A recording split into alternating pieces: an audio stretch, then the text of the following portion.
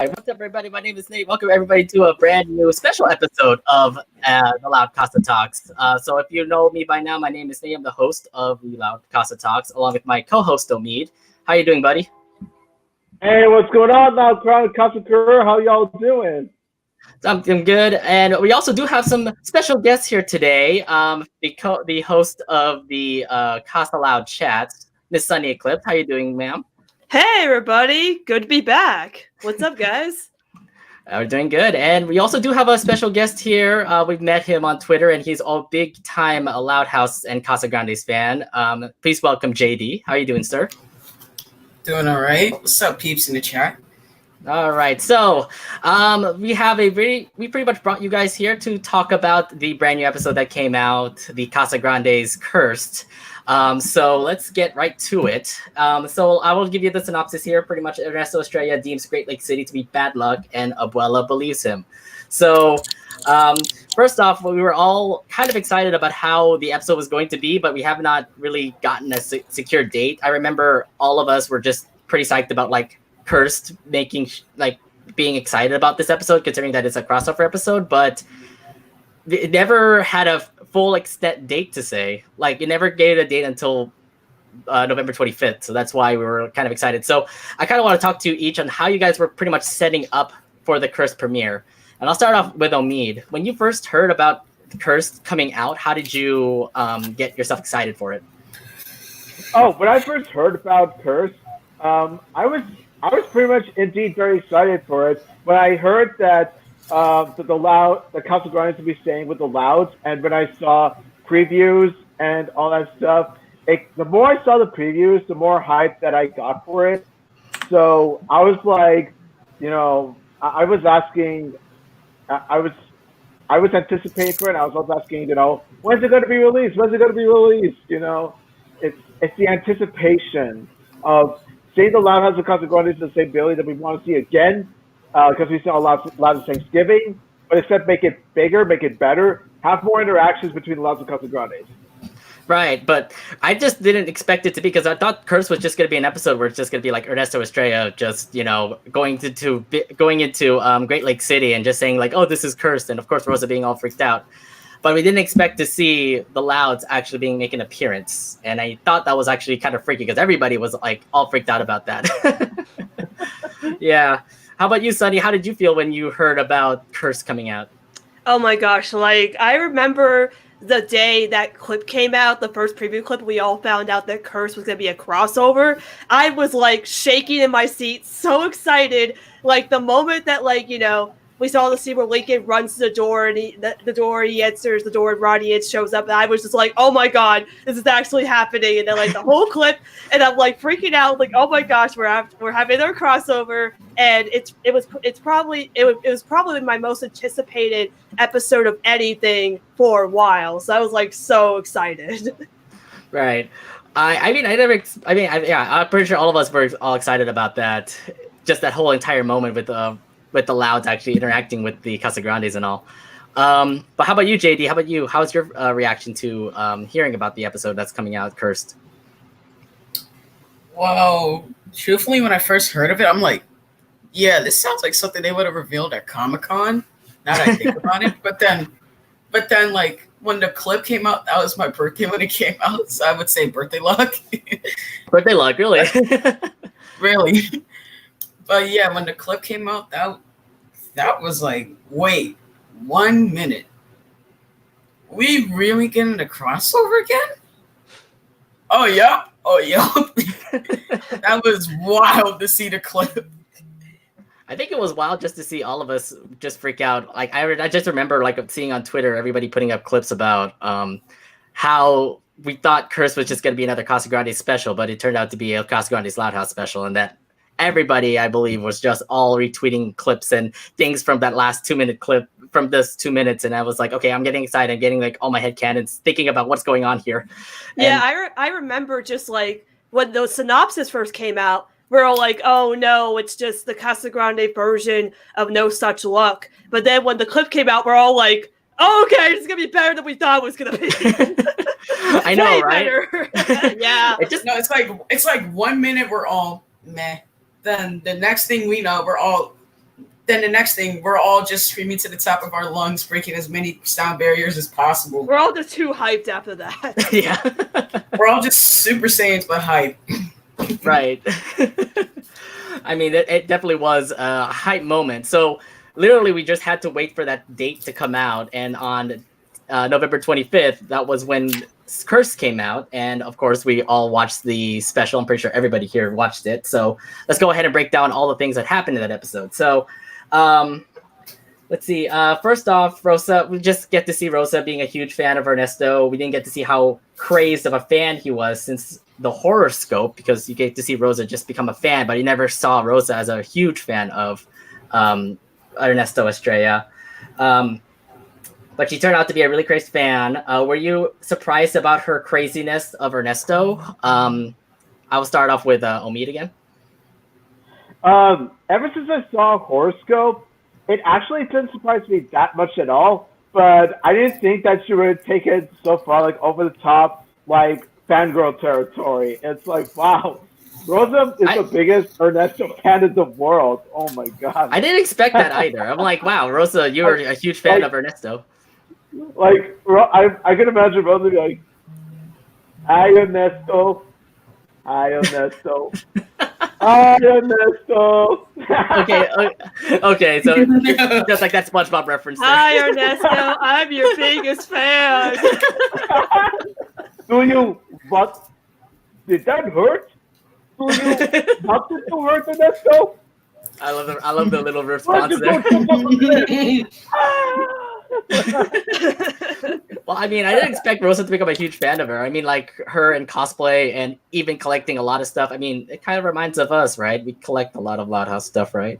Yeah, it reminds of us because we collect stuff, and also we fangasm over certain celebrities or famous figures. You know, Nate, you and I both go to cons, so we know what that's like. We know what that's like. Yeah, I know the feeling of just meeting up with like celebrities over at conventions, but this is like the same thing. This is kind of like the same feeling, like we're Rosa in this case, looking at our like being like a number one fan to a certain person. So yeah.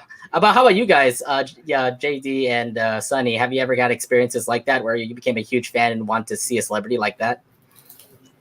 Well, I could tell a story. I met Billy West in like 2016 because I used to watch this show called The 7D, and he voiced my favorite character on there. And it was Bashful. It was based off the Seven Doors, so I'm like a huge fan of the character. So my ex at the time got me tickets to a Comic-Con to meet him in person, and I just felt like the moment where at the end where Rose is hyperventilating seeing Ernesto, that was like me the moment I met Billy West. I was just like I couldn't even breathe the moment I met him.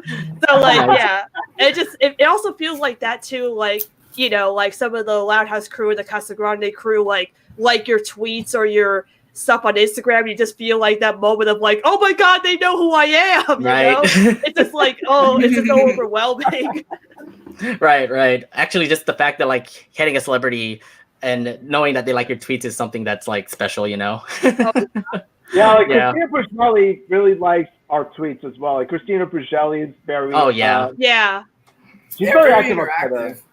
I mean, there are like some celebrities that are very interactive with like the Loud crowd, and especially Christina Bruschelli and like some others as well. So definitely some like like some cool like celebrity moments that we get from being fans like that.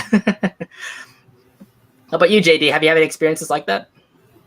Well, I actually have a story too. Yeah, go ahead. So like when I was a little kid, you guys ever read the books about the pigeon and how he used to do these random activities? I never heard of that one. No, I met the author of the books, Mo Willems. He used to work on Codename Kids Next Door. Oh, wow. At an actual book signing, I met him and he signed a copy of one of the books I had. Mm-hmm. It was about the pigeon going to the park. But that, other than that, I met someone who was in the Avengers. Nice. Like the actual movie, not like a SHIELD agent extra, not like the actual actor. Well, I mean that's still like a celebrity, but I mean that's kind of a I got to sit in one of the official movie vehicles, so that was cool. That's cool. Nice. They're very roomy, comfortable.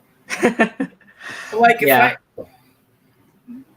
Other than that, like, only real thing I'd say was like fan attention was getting getting the attention of Janet Barney when it came to Korra. Oh, cool. Making a Korra appreciation post she liked. Nice. And that's otherwise the only story I really have about that. Yeah, I mean, you guys have your own like key moment stories. I mean, we're all Rosa in a case somehow. Yeah, definitely. I'm a sucker for the MCU. I'm a sucker for like anything, pretty much anything like in the voice acting world. So if I actually meet up with any voice actors that I really like, I would probably like faint after like signing or something. I would definitely get to that a little. Nice. I'm a sucker for both. Okay. All right, so let's move on. So while waiting for Ernesto, Ronnie gets a call, and it was Lincoln. Yeah. Okay, wait. Yes, sir. Yes, sir.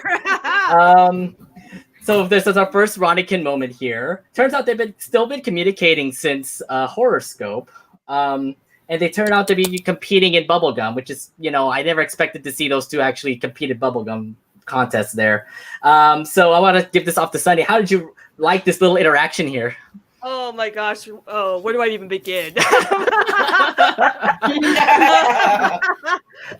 So like the first time we got the clip of the 1 minute clip of the crossover moment, Lincoln was showing Ronnie and those little bubblegum tricks that he was showing off to her, and that was super precious. But then like the beginning of the episode, before Lincoln calls her, Ronnie was blowing a bubble and chewing bubblegum, and I like had the biggest freak out moment. I was like, wait, that's what Lincoln did in the second half of the clip. And then he pops up, and then they're both just like showing those little tricks off to each other. Like I love that these two are still communicating with each other, doing little phone calls from time to time, because it shows how close they've gotten throughout the seasons. Just these little moments with each other really shows how close their bond is now, and just bonding over just the silliest thing, like making little bubblegum tricks. And even like, Ronnie was like doing the little Statue of Liberty, and like at the end, Lincoln's like, how did she do that? And tried to like mimic it. And then Lynn Sr. comes in, and he was watching Lincoln, and I was laughing so hard at Lincoln trying to do the trick. Like, oh, it was so funny. But yeah, no, I absolutely love this. Like, I love that because it also set up the whole second half, because you had Lincoln and Ronnie call here, and it was a nice little setup, and then you have the crossover setup. So again, it's really precious every time I get to see them. Just look how precious they are. Just I know, so right? Look at the so picture cute. there. Oh my They look god. cute together. Oh, they're so cute. I swear to God. Happy friendship. I mean, like, I have to say that these two are like absolutely cute as friends like that. But I mean, there could be more. Who knows? Oh my god. I really hope. We all I hope we're getting to a certain part, Nate. You know what part? Potential. Yes, hope we're I know. They have potential. They have potential to be more. Yeah. Right. They have- Yeah. Oh my Like, god. this whole episode, man. This we're whole gonna- episode just has like, they are going somewhere with Ronniecoln. I swear. After this episode, they are going somewhere. There's so many like opportunities in this episode that I'm Yeah. gonna bring up here as we talk about in this Loud Casa Talks episode so review. I So don't want to keep yeah. Go. Okay, so I just want to get your initial reactions from everybody here. I mean, let's start with JD too. How did you feel when you first saw these two interact together like this? Well, I made a point about this on Twitter that visual storytelling was a key part in this special. And the fact that we were only a minute and a half in, and yet we see these two, that should say that we're going somewhere with this. Like, this was absolutely fun to see, like, they're like, blah, blah. The gum tricks were adorable. I thought that was cute. Yeah. But my question was, how the hell can you make a gum Statue of Liberty? Ronnie is just that talented. You probably need possible. I think you need at least 4 sticks of gum, since I just casually chew 2 pieces at once. Yeah, it's a good thing. It's a good thing to point out. I'm wondering how Ronnie Ann was able to actually make that Statue of Liberty thing on her tongue. It's interesting. But yeah, this was super enjoyable. I mean, yeah, I mean they have long tongues too, so that could probably benefit. Yeah, I was kind Yeah. of freaked out about Lincoln's tongue too when he was trying to do the twisting part for. Oh my god. I just find it cute that Lincoln tried. spiraled his tongue. I know. I just feel so like I just felt so sad for Lincoln because he tries his best, so he just does all his tricks, but Ronnie Ann is the one that actually dominates the whole bubblegum trick concept here. Yeah. He was being supportive of him. Like he was like, "Hey, I turned this into a car. Yeah, it looks totally like a car." She is trying. And look, I mean, I understand, like, you know, Lincoln is trying his best, and I know Ronnie is trying to be supportive, but I think I love the fact that they're really cute like that, you know, just Ronnie Ann being supportive to Lincoln, Lincoln being supportive to Ronnie Ann. There's a lot of moments in that. So, yeah, I really do think this is kind of precious here. Ronnie Ann's always one step ahead of Lincoln. Like, always In this case, ahead. yes. But I never expect them to actually compete in bubblegum chewing or you know, bubblegum tricks like this. So this is absolutely new, and I thought that was just really cute, just those two to interact like with just bubblegum. It's cool that they like. I'm sorry to interrupt for a second, but it's cool that they found something the two can bond over. Because like that's something I've kind of wanted with their relationship is like, you know, they have a lot of things in common, but what's something they can bond over? Like, you know, Sid and Ronnie and bond over K-pop. So I was like, okay, what can Lincoln and Ronnie and bond over? Oh, they could just do like silly bubblegum tricks to each other. Like that's a silly kid thing, but it's just something that they actually have in common. And like again, Lincoln just called her randomly just to show it off to her. So this is probably something they've been bonding over for a while, and I just really like that, you know. Yeah, I mean, I thought this was just precious, just seeing those two interact like this. How about you, Omid? How was your reaction to the Ronnie and Lincoln moment here? Oh, I really liked it. It's definitely a nice touch to Ronniecoln and how much of a deep bond that they have, like the deep friendship that they have. It's definitely a callback to those Ronniecoln chat blogs, for sure. Oh yeah, most definitely. So let's move on to some more. I mean, like, we're gonna be talking a lot more about Ronniecoln moments here in this episode review, but let's talk about Rosa. Oh yes. Oh yeah. let's talk about more about Rosa, because we understand Ernesto Estrella did cancel on their plans, and Rosa believed in Ernesto and started to think that what Great Lake City turned out to be all bad luck. And she does all this kind of certain stuff to try to spirit up all the bad luck, even not letting them leave the house or anything like that. Kind of freaky to see this from Rosa. So I was kind of tripping out. I'm like, okay, this is kind of, maybe you're just being too obsessed with Ernesto that you're starting to behave like this. But maybe not surprising to see Rosa be acting like this. I don't know. How do you guys feel about Rosa's like, after the fact that he couldn't be able to meet up with Ernesto? Let's start off with JD. Relatable experience. Like, imagine you're just so hyped to see this person you've always adored or like know for a long time, and then they just straight up cancel on you for some bullshit reason. Yeah, I can see why that would make her act like that. I mean, how do you like the whole like spirit? Or what was it? The wearing off the spirits part, because she's been doing a lot of the, you know, the incense and things like that, you know. Wait, you mean like the cleansing trip, or do you mean before? No, when she was just, you know, burning incense and just moving around the house, she was actually when she straight up snatched everybody's stuff. Yeah, pretty much. That was actually comedic in the right way. Like, she just really said, "Oh, that's your stuff? Hippity hoppity, that's my property." She said, "Hippity hoppity, that's my property." And just straight up stole everybody's stuff. But like, well, I was expecting her to like actually burn the clothes they have, because if it's bad luck in the city, then the things you wear in the city could carry that thing. If we're talking in the manner of the way Rosa sees it. But I don't know why. I also found this to be like a strange connection to our world right now. Like, right. Bad luck equals COVID. You're kind of on that point there. Oh boy.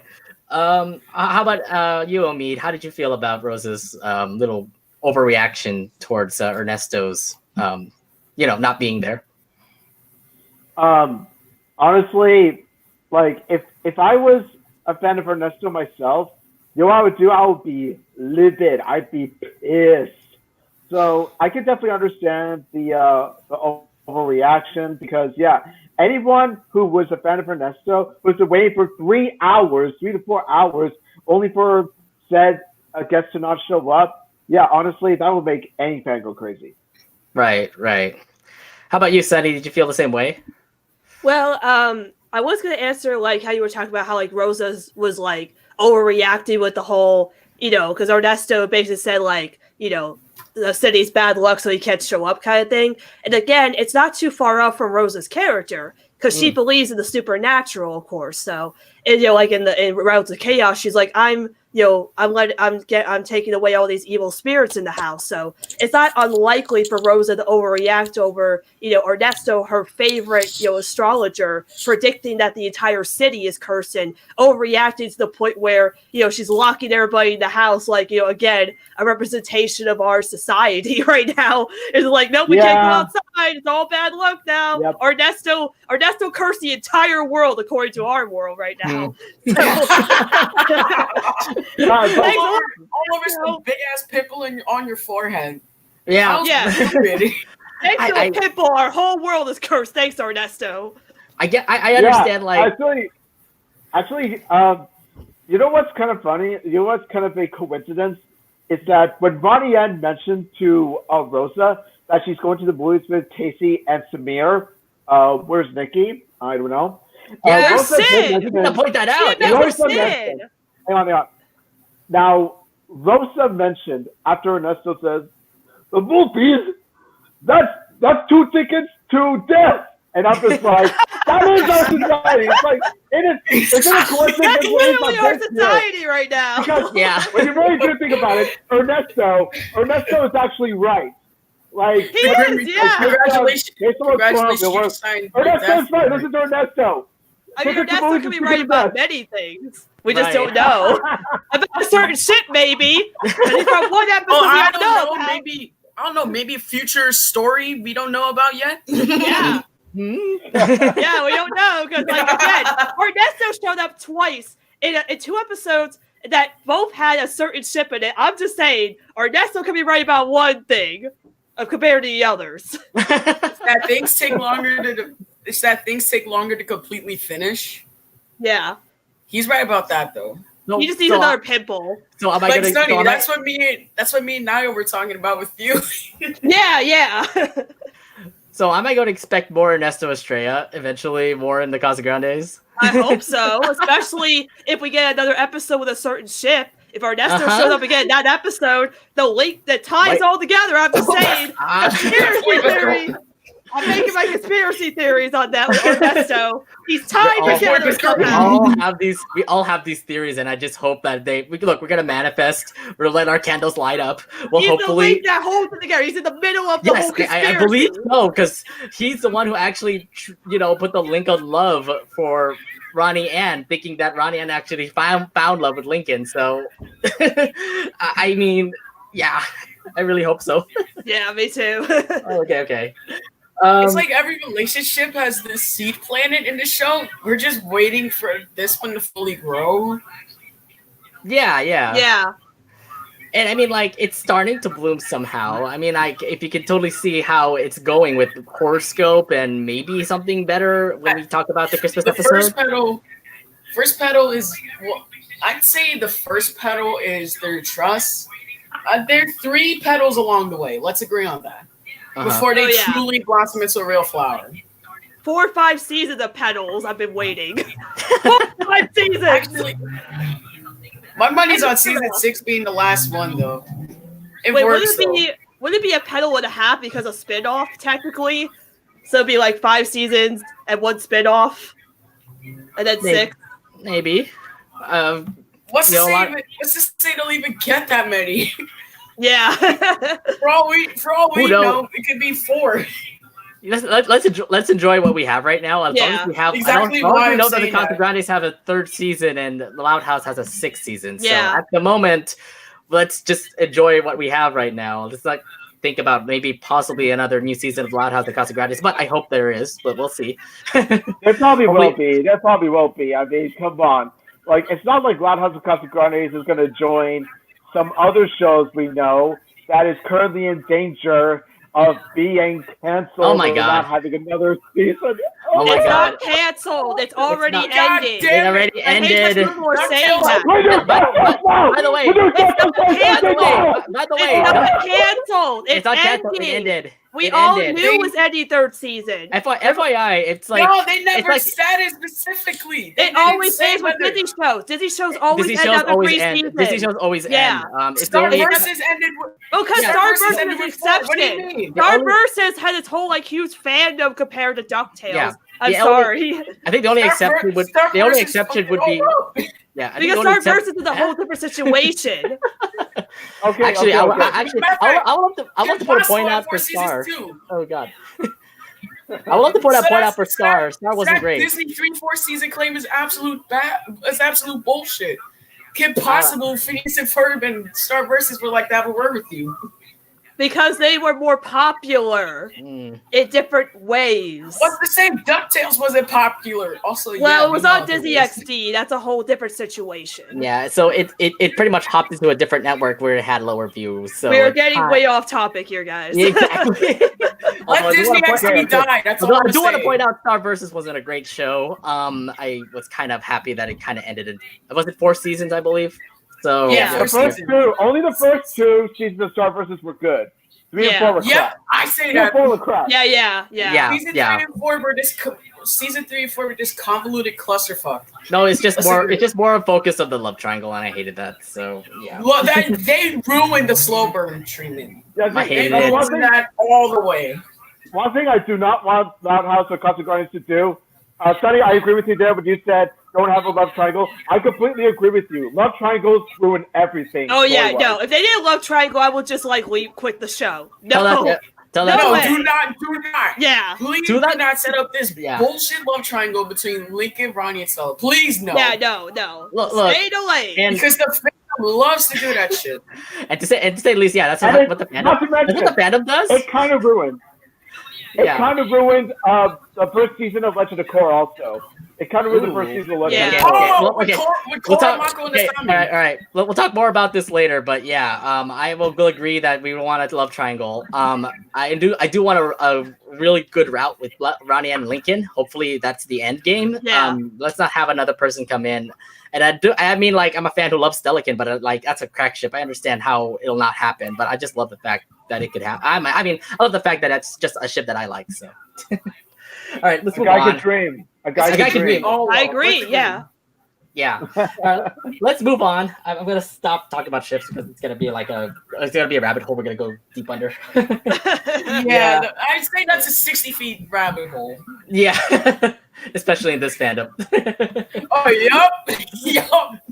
All right, so let's move on. So with all the craziness in the Casagrandes, all the siblings tried to make a video to prove the city is good luck, but with Sergio as director, you know it's gonna go bad. So what are your feelings towards this part of the episode? Good Let's- luck, City. Yeah, good luck. Yeah, Great Lake City, good luck city, but with Sergio being the bad luck person, making it all look bad. Sergio be not say force of chaos. Yeah, I mean, like, we understand how bad he was at Bad Cluck, but this is before Bad Cluck, so you're kind of thinking when you're watching Cursed, even before you saw Bad Cluck, okay, he's bad news. So Well, we still know that he straight up murdered multiple people. That's Nick's. You can admit that's just Nick's fault for airing it wrong. He yeah, murdered a chicken. He murdered a chicken. He's a murderer. yes, he's a He murderer. murdered. It's like we're not going to forget that Casagrandes. Wait, he murdered cow and chicken. Oh We my don't god! know if he did or not, he's ju- but he could have. no, he's Who's There's that? straight, probably The red many guy? people No, no, no, Sergio The red killed. guy next. he straight up crossed networks and said, "Oh, I'm in Cartoon Network now. Let's kill them. Let's kill them." He killed cow and chicken boy. effectively. Oh man. Yeah, like the red guy's next. Watch, the red guy is next. So how do you feel about Sergio and how he acted with making a video that turned out to be bad? I expect nothing more, nothing less from Sergio at this point. It's just like he's gonna screw things up because that's Sergio for you. Like I was like, wait, why is all this stuff happening? And then I realized, oh, it has to be Sergio. The moment he said, "Yeah, I'm messing things," I'm like, of course it's Sergio. And then the worst part is he's kind of the one that started the whole thing with them going to the Loud House because he showed Rosa the video. If he didn't show Rosa the video, they wouldn't have to move. So thanks a lot, Sergio. I think or thanks Sergio for the crossover, but still, I don't know if I should thank him or not. Maybe I should. In your case, you're gonna want to thank him because he humiliated us by filming. He technically brought points if you get the line. Casagrandes over because he showed the video to Rosa. So thanks, Sergio.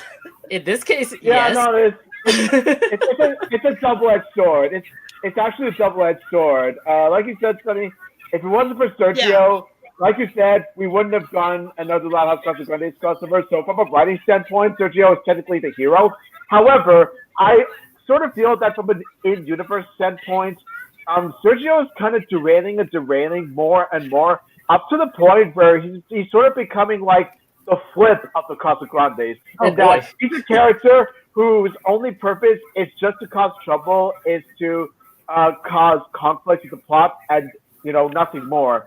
And that's actually sort of like, that's sort of scaring me in a sense, because from the beginning I thought Sergio was a pretty funny character, but as time goes on, Sergio's actually becoming legitimately annoying to me. Yeah, I kind of like the fact that you kind of described Sergio as Flip, and we know our distaste with Flip sometimes. I don't hate Sergio as much as I hate Flip. Like, there are two different ways of how I view the characters. Like, Sergio, I expect to be the way he is,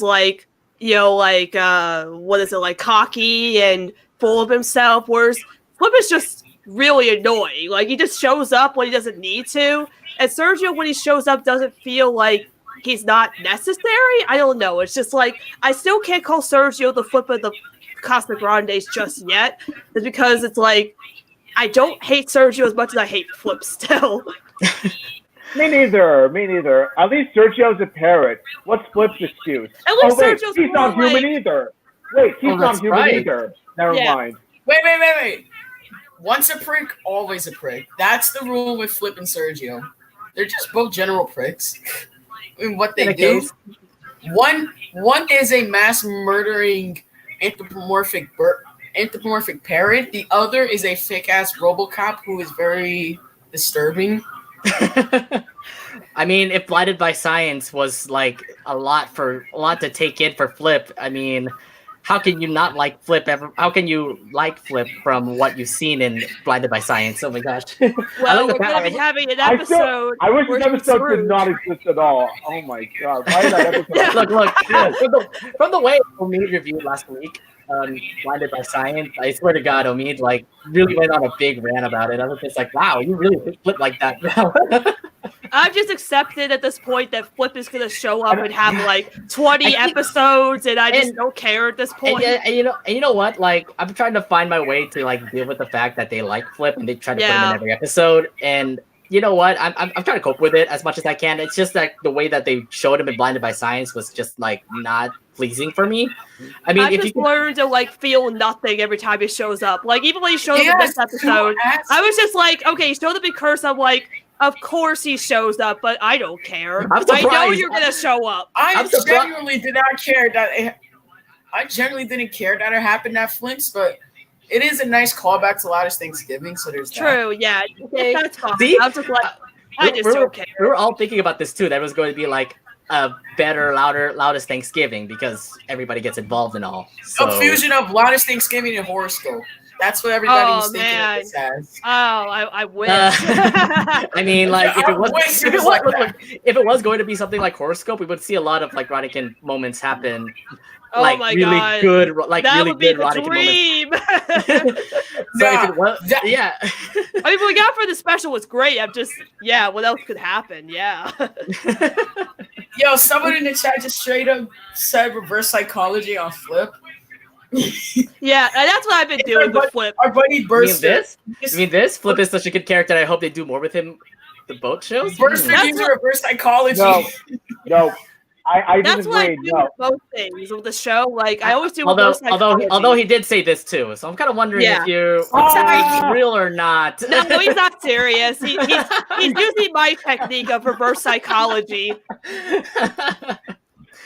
Got a good one there, Buster. Nice one, Buster. Nice one. All right. So let's move on. Yeah, we get it. Sergio was a parrot that started to show a bad video, and eventually showed it up to Rosa, and thought that the whole city is really bad luck. So what did they do? They actually go to the Loud House and moved over there. Yeah! Best part Yes! of the episode. Let's go! Yeah. Crossover, What's that? baby! Most You know, of if this you is actually crossover since Avengers Infinity War. Yeah! Better than Avengers. No, Avengers who? it's- This is the crossover we needed, Wow. man. Casa sorry, Avengers Katie. Age of Curse. That's what No, we're no. calling this Okay. now. Yeah. Loudest Thanksgiving was Allow Casa Infinity War. This episode is Allow Casa Endgame. Oh yeah. No, no, Like, it's No, not- there's gotta be a third no. part. There's gotta This be more is than there's gotta be a Spider-Verse. third part in this. They can't Okay, be like but an no, ending. There's gotta it be won't more. be- This It is won't be- Spider-Verse. Actually, Stop It wait, won't wait, be. wait. It won't be Casagrande Endgame until Roddy Kid is Endgame. Then we can Yes, call it exactly. Endgame. That's We what don't I'm do trying it. to put No, up no, here. no. Yes, we were trying to make sure Ronnie can end is the end game here. That's the Endgame. No. This was Casagrandes Spider-Verse. Let's just agree. Would Let's it just be? say, But it's Avengers. Wouldn't it be like Age of Ultron? Is that the second movie, right? yeah, Yeah, but that's the second movie. Because it's the second crossover. Right. but So this it would isn't be the only. although Yeah, but it was this- although it was I'm like just although it wondering was, how the Casagrande Christmas is going to be. Like, what kind of role are the lads going to play? Oh in my Casagrande's God. Casagrande's Christmas is Infinity War. Oh my God! Like This I was Age of Ultron. need to save that so we actually talk about it. But I have so much to say when we talk about that yeah. 1 second cameo with the Louds. Oh my God! I'm still freaking I out. swear to God, if they pull an end of Age of Ultron, I do not lose want my to. mind. oh, that's an interesting little comment there. Ernesto, Do you- and somebody They Says could Jay be, and yeah, Marvel. they could be. You're right. Ernesto Thanos. He actually could be, Wait, Gilbert. He Yes. Thanos snapped the Louds out of curse. Like, I What's the imagine Infinity Stone Ernesto in be the like, universe, though? you should have gone for the head, though. Oh God. No, wait. It's boom, you just got estrellado. And You then got out. straight. Yes. No, but my question is, like, you know how in Ghosted they just straight up said, yeah, there's a Spider-Verse? I actually want to see like that become either a special or just some sort of Netflix movie, because there's a lot of possibilities with that Spider-Verse idea. Yeah, I mean, because we know Ernesto ended up being kind of a fake, but I feel like maybe because Ghost apparently exists in the Loud House universe, that Ernesto isn't too far off from being a real psychic, you know? I don't believe he's not fake. No, me and Sarah have made this joke. No, I said that Ernesto Estrella is just another way. Is just another way of saying Alex Jones. Hi, I'm Oh, wow. welcome to InfoWars. Oh no, I'm no. Ernesto Estrella. No, I I don't- mean like. I don't know if you want to compare him to that guy. Well, at least Uh, more memeable. At least you can make a lot of memes out of Ernesto. I still love. I mean, I love Ernesto. I mean, he's a good guy. Plus, shout outs to George Lopez. He's a really good actor. George Lopez is always great. That's just a fact. Oh yeah, he's awesome as Ernesto. I think he's Really a perfect. good. Like, I think he's a perfect Ernesto. The way that he like makes things funny. That's the way that he literally voice perfect acts in that. casting for a cartoon. Yeah, he has fun with the role. You can tell he really does have fun with the role. Like his over-the-top acting and stuff like that. Like his passion for the role. Yeah. By the way, I actually did used to watch the George Lopez show when I was a kid. You know that sitcom Oh, I George watched it Lopez too. and Nick and Nice. Yeah, I remember. I used to watch it. George, that show was stupid. I loved it though. I really love that show. Absolutely stupid, but in like the hilarious content. Yeah, like I loved like George Lopez as Ernesto in Horoscope. Like one of my favorite lines still is like when he says like a friend, sure, you know. And, Yeah, like, see? but Yeah. He's just like he A just friend, literally- sure. George- Sure. It's like George Lopez. It's like George Lopez secretly knows that we're Ronniecoln shippers, and he just like a friend. Sure. Yeah, Like see? in this one, like I He love knows the hype. I mean, the way that it kind of feels like, I mean, like, you can totally see that it's just a spirit where Ernesto's Yeah. just saying, like, yeah, Destino, boom, you got Estrella and all that stuff. And it's like, dude, he's like behind all of it. I can just Ernesto totally- is the besto. I can totally Ernesto see is the best. Though.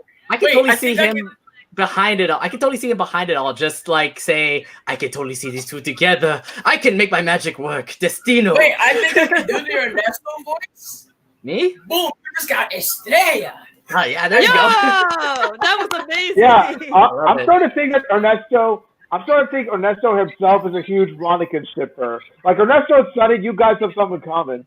I am telling you, Ernesto is the link, the glue that holds together the whole Ronniecoln Yes. like conspiracy theory. I'm just saying, he's at the middle of it all. I have I'm a just belief in saying. that. I have a belief in that too. I do Am I believe that. Ernesto then? Is he my self-insert? I don't know. It's your spirit animal. Oh my god, yeah. Ernesto's my spirit animal. He really is. Like honestly, thanks to him, with Ernesto's magic, it could very much lead to a Ronnie and Lincoln wedding.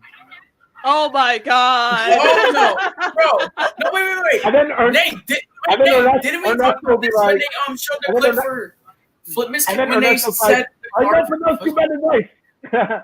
Ernesto's What like, about- wait, I know about too many Carol? nice. About a flip this Carol? No, what? Don't, No, what don't were you they saying? actually? Don't they show like the future? If we technically see the future in a Flip Miss Carol, wouldn't that technically mean we get our first look at the adult designs for the main characters? We'll talk about that. We'll talk about that in our Yeah, episode yeah. previews. But we're gonna Yeah, I continue. know. but Right, I so- just had to think that. I just had to say that now. All right, yeah, Because, we'll talk. Oh my god, if that's the case. There's a lot of possibilities on the future side. We'll think about more of that. But let's continue on with more of our curse review. Of course, with a family of 22 in the house, a bunch of craziness happens, bathroom waiting, sibling fighting, and having the Casagrandes all in one room. I mean, they literally are all in one room. bunched up Okay, with coffins. I have to go on a rant for a second. Why did the Oh, Louds no. think this was a good idea? Why did they think this was a good idea, guys? Like, seriously, like, have the Louds never had guests over? You know, because, like, why couldn't they let them sleep in other rooms? Like, who decided that this was a good idea to have them sleep, you know, okay, so, like, they're sleeping in Linda Lucy's room. Where did Linda Lucy go? You know, like, where did they sleep? We don't know that. And also, like, the couch is free. They could have let them sleep on the couch or, you know, Lisa's bunker or the floor, you know? Like, why did they think putting them in coffins was a good idea? This was, like, the worst decision they've ever made. I'm sorry, like, they didn't think about this at all. I'm just saying, this was a terrible idea. I thought they were going to like split Okay, rooms. real talk. Bobby got absolutely abused this episode. Like Although- he just although- straight up, he just got abused hard. The Although to be honest, there's always been like some times where Bobby gets abused in episodes. So that's Yeah. he really got it hard in this episode. Yeah, if you know Bobby, he's sort of he's sort of clumsy. He could get a bit clumsy. Like you know what I mean? But again, Well, like, It's his fault. But again, Okay. we all wanted like the Casagrandes to end up in different rooms, like, you know, Yeah. Ronnie and Lincoln being roommates should have happened, or like, you know, Carl and Lola, or Bobby and Lori, who are dating. They should be sleeping together. They're a couple. That doesn't seem like it's bad, but no, they're like, let's have Lucy give them coffins to sleep in. That's a good idea for guests. No, it's not. I didn't really expect this either, because I really thought that we're going to share rooms, like, you know, Ronnie, Ann, and Lincoln in one room, or Bobby and Lori in another room, or Carlota and Lenny, which technically means 4 in one room. Carl in Lola's room, because the interaction with Carl and Lola is amazing. CJ with Luann, maybe. I mean, there's going to be a lot of possibilities. Me and Omid were actually talking about this, that they should actually all be like together they like all split up in separate rooms. But seeing something like this, I'm like, we really are just going straight to putting them in one room. It's not going to work. I didn't think this was okay. Yeah, like again, like I feel like maybe because the one, it was a last minute thing. Two, the Louds have never had so many guests over. But again, I feel like they have because like Lincoln and Clyde have had a sleepover before, and Lenny and Lori have had friends over before. So it's not like it hasn't happened before. But it's like I guess sleeping overnight is new to them. But it was just so weird that like Lucy had just like, okay, I'll give you guys all coffins to sleep in. Like, Lucy, you're the only one who sleeps in a coffin. Do you expect everybody else to sleep in a coffin? No, Right. That's not how you treat guests, guys. Like, if they're gonna have another crossover, do that. like you're gonna have another crossover again where the Casagrandes do sleep over, just let them sleep on the floor or actually let them sleep in other rooms. This was a terrible idea. Right. Yeah, honestly, like it makes me think, you know, like the Louds should be more hospitable. Like I thought the Louds would be more hospitable than that. Like honestly, I've been waiting. Like I thought this would happen. Apparently, it didn't. I've been anticipating for Ronnie and Lincoln to sleep in the same room, but apparently that didn't happen. Yeah, I know, For right? some reason. Ugh. Oh, yeah, Man. you were talking about that, Omid, like a lot. You kind of want that Ronnie and Lincoln moment. I wanted that. Sleeping in the same room. I Then would have again- died happy that day if that would have happened.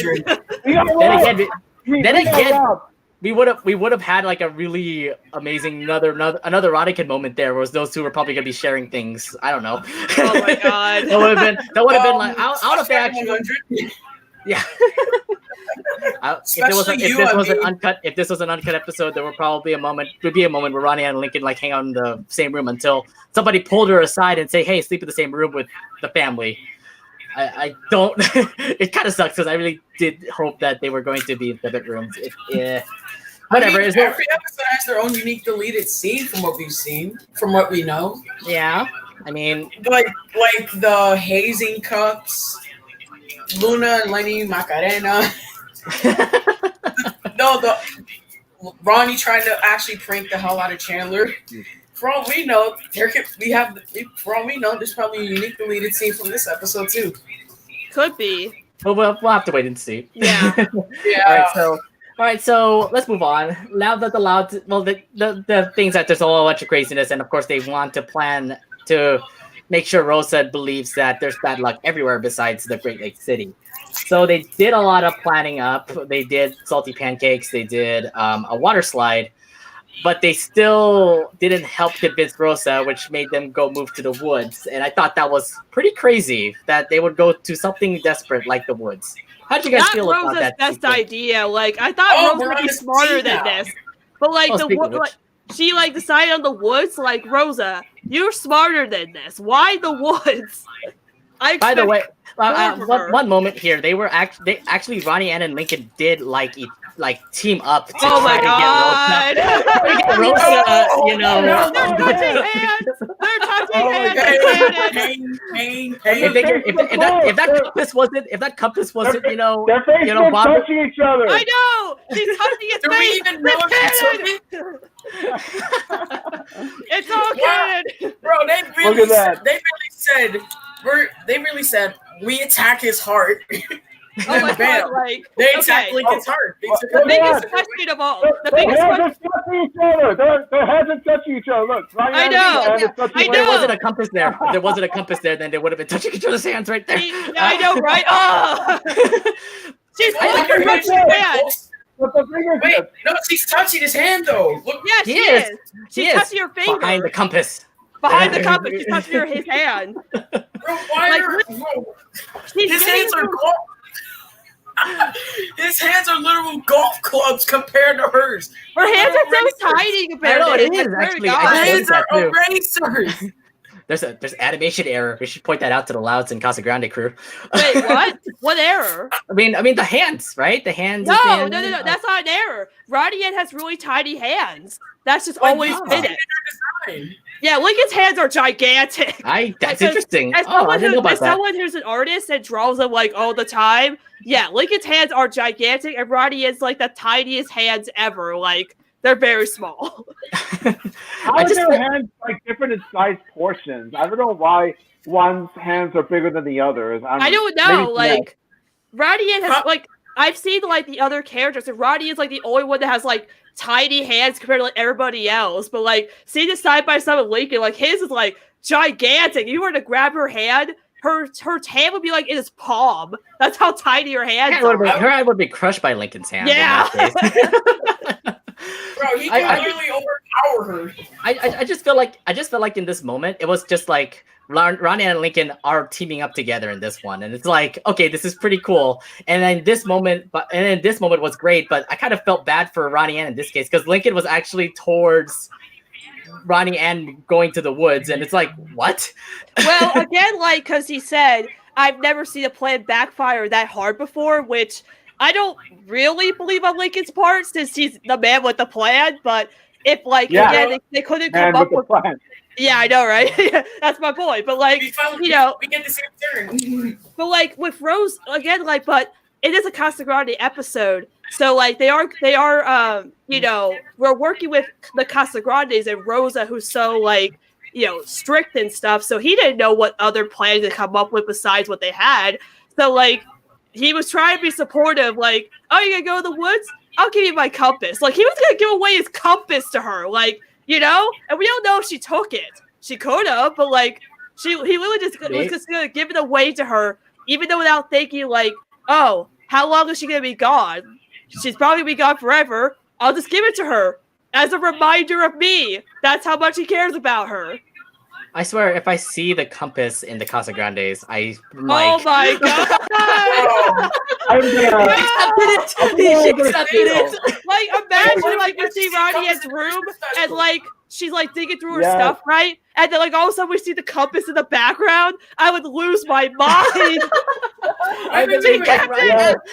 What have we seen in the Oh my gosh, like, do you remember in the vlog, I think it was like the 12th one, where they were doing the What's in My Bag video, and Ronnie had the ring from Horoscope still in her bag in that video. Do you guys remember that? Right? Yeah, and I was like, she kept the ring! Still kept it! She didn't know she had it! Like, oh my god! The vlog went crazy. The vlogs are great though. I mean, this recent vlog, they went wild with it. Okay, they okay. did. Lincoln gave Ronnie a map of all their favorite places in Royal Woods, and the first place was Save the Date. They're double team with Lori and Bobby. They know what they're doing, man. They know what they're doing. Oh my god, storytelling people. Oh my god, this is like foreshadowing to say. I mean, the way that it gets scripted over in that episode, over that vlog. But the way her hair becomes curly after it becomes wet, I don't know why, but I see that coming back as like an alternate hair look for her, just like how we had the look in, just like how we had it in, like in No Show, like, where she changed her haircut. Like in No Show, and then Misstep. Oh wait, so here's like a real animation error, because like Bursa pointed this out, and how like when Ronnie's hair gets wet, it gets wavy. But in Slink or Swim, the episode where they go to the pool, Ronnie goes into the pool and her hair doesn't get wet or messed up. And I was like, oh well, I don't know how to play that. Okay, there's an animation. yeah. I don't know how to play that. There's a lot of pointing out on animation errors, but that's not just an animation error. That's an animation inconsistency. Yeah. Continuity. Yeah. Continuity. No, there's special continuity though. Well, I mean, I'm saying like with that part, but yeah, you're right. Oh yeah, you're right. Also, another thing, I think we're gonna point out the fact that the Casagrandes know continuity more than the Loud House. So oh my god, please? I'm so happy every time. They're like so good with their continuity, whereas Loud House I have to scream every time they don't do it correctly. Although Loud House is extremely mid at continuity. Oh yeah. They just did a good job. Like whoever's doing continuity over Casagrandes, thank you. I appreciate it. Yes, more an amazing story. Loud House, you gotta have your game. To be fair, the Loud House has gotten better with continuity, but Casagrandes still beats them in that. They're still the king of continuity. The Loud House is getting there. They got it. Well, I mean, like the fact that they made them older is another thing, but let's see if they can bring stuff back from the old episodes. I mean, like in this episode, time skip just makes continuity all the more like it makes There's it more hit harder. There's a lot of possibilities when you have a time skip, you know? Yeah, 'cause, I mean, like, That's my thing. Like if you like do it right, and then like the moments you have with them younger are gonna hit harder because you can see those nuances from those moments reflect into who they are as older individuals. That's why like that's why the Adventure Time skip was so well received. Because like in Obsidian, if you haven't seen it yet, Adult Finn makes an appearance. Adult Finn comes back and he's still like his old self. oh, a little But spoiler there. Man, please, it's been trending on Twitter. Don't get mad at me. Okay, I'm trying my best not to spoil it. I need to check that out. But yeah, too. like with this episode, like with season with Casagrandes, it takes place between, I believe it takes place between season 4 and season 5, because in Cursed, you know, Lori said that she was coming home from college, and Lily's also in her t-shirt and shorts. Yeah. So I think season 1 of Casagrandes takes place between like the ending of season 4 and into season 5, because it has to take place during like after school. Right. It kind of feels like that too, because yeah, you can totally see you can see all the references of season 5 schooled in the Cursed special. Yeah, like you see it, like Lincoln's design, the time period. It's obvious that obviously school begins in September per usual.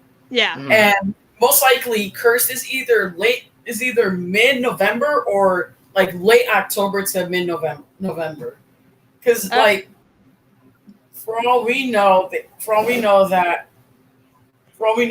could have potentially been set up way earlier than usual. I have to actually think. We actually have to think more about the timeline stuff here too. I mean, yeah. I just have a feeling. I just have a feeling that the Casagrandes is airing like in season 4 of the Loud House, considering how that timeline is. But we'll talk more about that later. Let's move on. So it turns out that they're going to be moving to the woods. I do want to show up one little scene here. This little scene here, I thought was just absolutely okay. Let's break this whole scene down. Oh my God. I'm serious. I'm pretty serious about this. Oh my God. Look, Ronnie Ann. I don't know what's happening here, but look. Ronnie Ann is just looking out, having a window, like out of the window. Her hand is pretty much like saying goodbye and just I need to be back, or just say like don't let her take me away or anything like that. And then the fact that the camera's pointing at Lincoln is another thing. I'm like, really, we really are having this little Ronniecoln moment here. This part, I mean, I thought was okay. I mean, if this is not leading to any Ronniecoln moment, I swear to God, like, come on, this is pointing towards Ronnie Ann incarnate. I don't know how much to explain it. I feel like they are leaning towards something here. They are leaning towards something with Ronnie and Lincoln. I may see them as friends at the moment, but they could be more than that. I mean, just the way that this feels, it just felt so like heart-wrenching, angst, and all that stuff. So, Sunny, should I bring up my point? All sad. Oh my gosh. Let's actually talk to Omid before. Omid, what were your thoughts on this? And then I'll bring it up to you, JD and Sunny. That's cool. Oh my God. The moment I saw it, my heart was wrenching. Like the moment where the Casagrandes have to say goodbye to the Louds. Like honestly, I was focusing less on the family saying goodbye to the other family and more like the girl saying goodbye to the boy saying goodbye to the girl. Like Lincoln and Ronnie, yeah, just the gestures, the emotions, like the animators really do capture the feel, really do capture the emotion of Ronnie Ann and Lincoln. Like, of course, like the Louds in general, like all the Louds are sad to see them go, but just especially Lincoln, I feel bad for the guy. Yeah, Oh my that most God. definitely. All right, you two, what do you guys gonna say about this? Jaden, go first before I go. Well, Sunny, you remember that point I made on Twitter relating to relative chaos? I do. Yes, you should elaborate. Well, obviously, as we see in relative chaos, he appears to be okay with it, actually in a good mood. But obviously, as we can see here, he is fucking depressed. He is absolutely depressed that she had to leave him twice in a few span of months. He had to say goodbye to her he had to say goodbye to her twice in a few span of months. And every time these two connect, they're always taken away by some outside force, whether it be like the end of the weekend, or in this case, Rosa making one of the most dumbass decisions she ever could and driving them to the woods, or so we thought. Point is, we know now that he lied himself about it. He absolutely misses her, and so does she, and so does Ronnie miss him.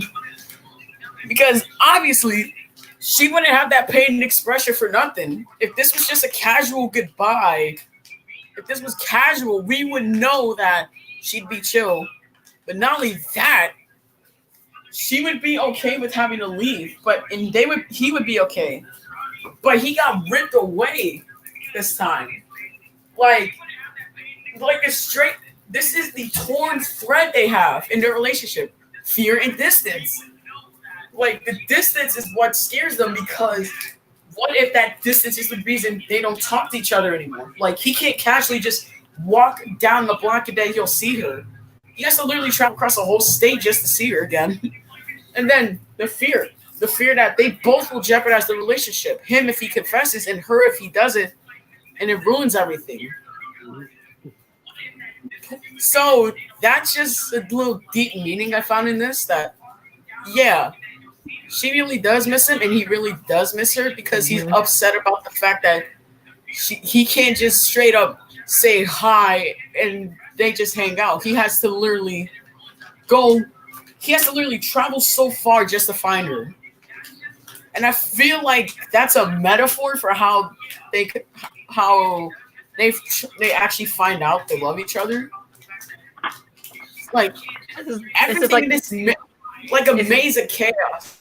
Yeah. Every maze is like the obstacle of like fear, distance, Lori and Bobby, in a way. It's something that's always stopping him from reaching what he wants to do. Like, visually, you didn't have to cut to him right away. You could have just kept it on the whole family. But what did you do? You panned on him. Because they know that's the closest relationship he has with her.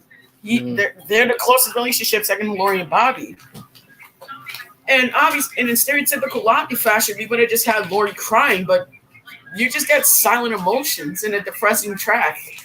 It just makes you feel like, you know, it's just depressing at the same time. Like, you just absolutely feel how Ronnie and Lincoln are feeling at this moment here. It's like, yeah, it's like friends that you can't. It's like good friends that may not talk to each other because the woods is absolutely terrible. So it makes you feel in a way it isn't exaggerated. Like, if you genuinely have to watch someone you love in that kind of manner leave you twice, and it hasn't even been a span of time you're comfortable with, then of course that's just gonna mess you up. And that's a little relationship talk for anyone who's looking for one. All right, sounds good. All right, Yeah. Sunny, what do you feel? Oh my gosh, okay. Like, where do I begin on this, like, amazing scene that has, like, so much to think about? So, so when Take I it saw away. this, thank you very much. So obviously I am, like, you know, I've done a huge analysis on their relationship, the Ronniecoln relationship, on my show. And, you know, like, one of the things I've really wanted from Ronnie and herself is to show, like, her side of the feelings of their relationship. Because we know that Lincoln has strong feelings for her. You know, ever since Road to Chaos, he's always said how much he misses her, and will say it, like, a lot, and it really means a lot. But for Ronnie Ann, we never knew how she felt until Horoscope, where, you know, she admitted if Lincoln were to confess his feelings, it would mess up. She thinks it would mess up their relationship, but she has no idea how she would feel about that way. But then seeing this little moment that, like, JD or someone else was pointing out, it's just the show but don't tell moment of just, like, the fact that she puts her hand on the window and is looking to Lincoln specifically. And again, like you said, they didn't have to cut to Lincoln first.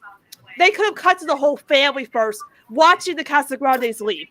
But the fact that they cut to Lincoln first has, like, so much meaning to it. So much, like, emphasis on their relationship, because again, like, they've had the strongest and most developed relationship of any couple in both shows. Like, you know, we've had great ships on the show, but none of them can hold a candle to the development that Ronniecoln has had for 4 or 5 seasons and a spinoff of these shows. I'm sorry, like, just this moment shows how far they've come and how much Ronnie, deep down in her heart, will miss Lincoln. And, you know, I feel like with her, she has trouble expressing her feelings, especially when it comes to romance. So I feel like she's not ready to admit she'll miss Lincoln, but just this little subtle moment of her looking over to Lincoln, so sad, and just like putting the hand in her window and looking towards him shows that she will miss him, and the fact that he is the only one in the shop before they cut to everybody.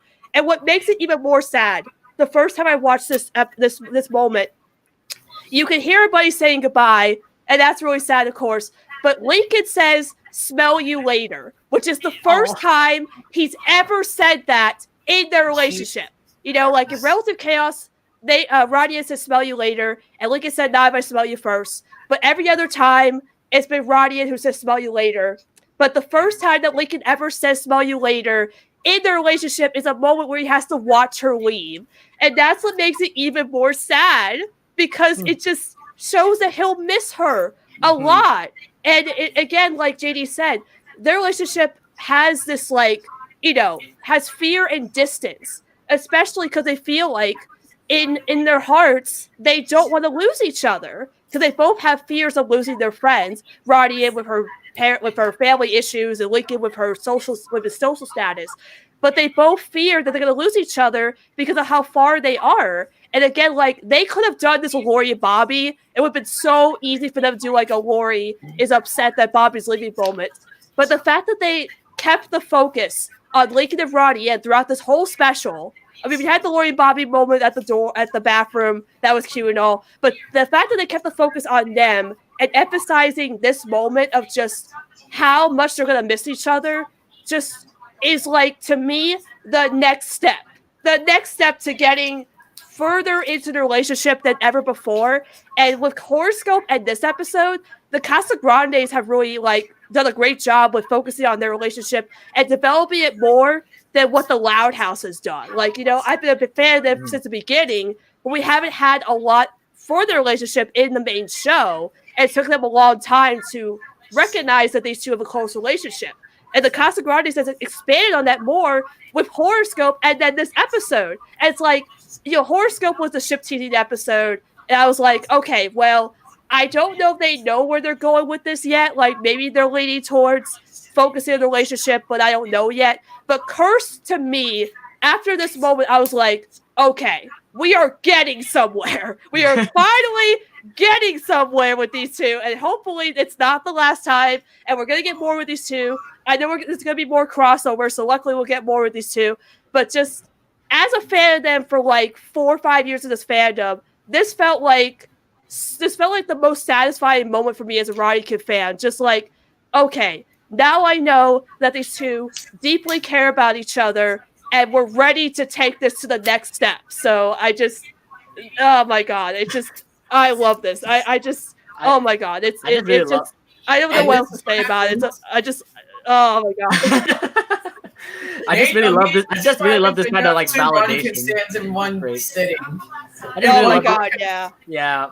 That's what I just feel like there's just some sort of validation that happened in this one scene here. Because again, they could have cut to the whole family watching them leave. But the fact that the first moment is Ronnie putting her hand on the door and looking to Lincoln, who is watching her in the shop before everybody else, means so much. They knew what they were doing in this moment. They knew exactly what they wanted, and that's what they were going for. And again, Lincoln saying, "Smell you later," just to emphasize more their relationship. It's just, there's so much they did with that, and it's so great. And just, why am I screaming? But I love this scene so much. Yeah, it's those small details. It's those little details that really just speak volumes about the relationship between two people. It's those details. I mean, I can talk. Go ahead, JD.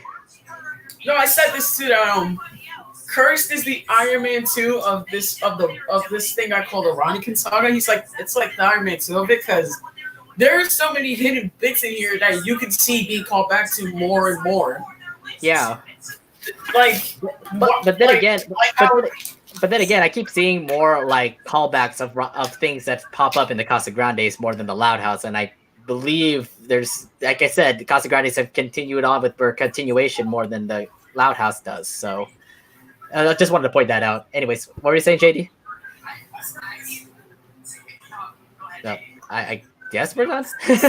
Yeah, I guess so. I mean, I would hope that like my headcanon after this moment was like Lori and Lincoln were both upset that Bobby and Ronnie Ann were headed to the woods, and like Lori was crying, but Lincoln was like trying not to cry, but then he felt like it, and then he gets a call. He gets a call from Bobby. Or Lori gets a call from Bobby, and she's like, "Are you guys in the woods?" And he's like, "No, we're fine." And then Lincoln's like, "Is Ronnie Ann okay?" And Ronnie is like, "No, I'm fine." And then like as soon as the phone hangs up, Lincoln's like, "Oh what a relief!" And then like he looks to Lori and is like, "Oh, I wasn't that worried. They were fine. I wasn't that worried." Oh man. Anything else you guys want to say about that moment there? There's just I like know, right, to be depressing. Yeah, I just like, we talked about last time that we felt Horoscope had more potential for Ronniecoln. But I feel like Curse was like, okay, this has more potential, and we need to get somewhere with this after this. Like I said, like, Horoscope, it was just a great, I love that episode so much, but like, Curse just felt to me like we are finally focusing on the Ronniecoln relationship, and I feel like it's going to go somewhere in the next seasons. I don't know how, but to me it just felt like, okay, we are finally getting somewhere with these two and emphasizing how close their bond is, which again I've wanted for like 4 or 5 seasons of these shows. But like that, it's just like I'm ready for more. Like, what else do you have planned? Give it to me right now. I expect more time skips. I expect more of that too, if they could ever bring some episodes of time skips. Yeah. They managed to do the time skip for like, even if it was just a year, they managed to do that one really well. Because like they had everything pre-established, but they managed to like set up new things that can be expanded upon furthermore. And plus, the more time skips we get, the more like new characters, maybe even new designs for the main characters we can even see. Yeah, well, yeah, I mean, we'll see if they can ever do that, but who knows? The future holds for the Loud House crew and what they're gonna do. But okay, so there's a lot that was discussed there. But thank you guys for sharing your thoughts on Ronniecoln there. I will always share my thoughts on Ronniecoln. Yes, you asked me. That's why you brought me here for a special reason. Yeah. Maybe for next week too. No matter what, we will always hear us talk Ronniecoln. Humble you not, right? Did you just say more Ronniecoln talk? I will do more Ronniecoln talk. Maybe next week. I don't know. Oh my god! Please, let's move on because we ought to just go for the one last scene here where we get to see Ernesto astray and flips for some odd reason. I don't understand why. of course, Ernesto ended up. No, it's just weird because like Ernesto and flips really. I mean, like shoehorn in Flips somewhere. We got to shoehorn Flips in somewhere. Flips, but I guess that's fate. Fate came to meet up with the Casagrandes Actually, with it makes Ernesto. sense that he would be at Flips. Really? Remember they pre-established that he was visiting cities to Yeah. tour and sign autographs for. So it makes sense that he would be at Flips. Maybe. I'm also my headcanon, like our friend Nino made this headcanon about Ernesto being the link that connects Ronniecoln. After the whole dramatic scene with Lincoln and Ronnie in, right? Ronnie is like, okay, I'm gonna go use the bathroom before we become, wood people. And then she sees Ernesto in Royal Woods. Again, it's all connected. I'm just saying, he's a link that ties everything together. He could be that link. I mean, Literally the link. The link. He's a link kid. I mean, I got my own thoughts on Ernesto, but I mean, he could be that potential link here. I swear. What are your thoughts on Ernesto? I mean, my thoughts, I would say, like, from what I saw from Horoscope, it makes me feel like he could be a link towards what Ronnie Ann and Lincoln are doing. I mean, he was in favor of, I mean, like, even if it was his spirit, it kind of feels like he kind of was in favor of, like, what Ronnie Ann was, like, what was it? He gave a psychic thing about Ronnie Ann finding love. It could be that lovebird, aka in that Horoscope episode, but I mean, it could be more potential than that. Well, Ernesto in the episode was a figment of Rodia's imagination. She was imagining Ernesto saying all that stuff to her. Right. It wasn't actually him. But then, of course, saying, like, it was just the spirit. But yeah, I mean, the lovebird thing was like a cop-out ending to me, honestly. It was a cop-out ending, but I was just find love, not find a animal. I mean, like, from there, we could have just said, like, okay, yeah, maybe Ernesto had no link, but yeah. And then you just see him again in this episode, Cursed, and just the fact that he's, like, behind all of what's going on with the Casagrandes. I mean, I could see a potential link with what he'll be doing with Ronnie. I'm telling you, he's the middle of the conspiracy theory. I'm just saying. He's what ties it together. It could come true. It could come true. Yeah. Somebody needs to make a Cast of Theories YouTube podcast. Oh, one solely dedicated to theories. I have one for you, buddy. It's called Casa Loud Chats. Go subscribe. I mean, a whole analysis on that. All right. I already have, so you're welcome. We all are. I believe we all are. Yeah. subscribers. Thank you. We're proud subscribers to you, Sunny. We're all proud subscribers to you. Same to you, buddy. Us podcasters have to be together, you know. We all gotta stick together. Yeah, we gotta stick together. Definitely. All right, so I do have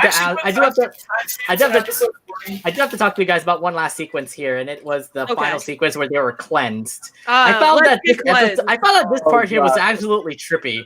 Like, Ronnie Ann in a psychedelic stance, and you know, I understand that whole moment there. I mean, Miguel put an Instagram post about it. This is actually one of his favorite scenes that he ever animated, and for a good reason, because it actually was a really nice thing to see, even though it might be a little bit trippy, just to get them quote unquote cleansed. Like, that's something these specials do right.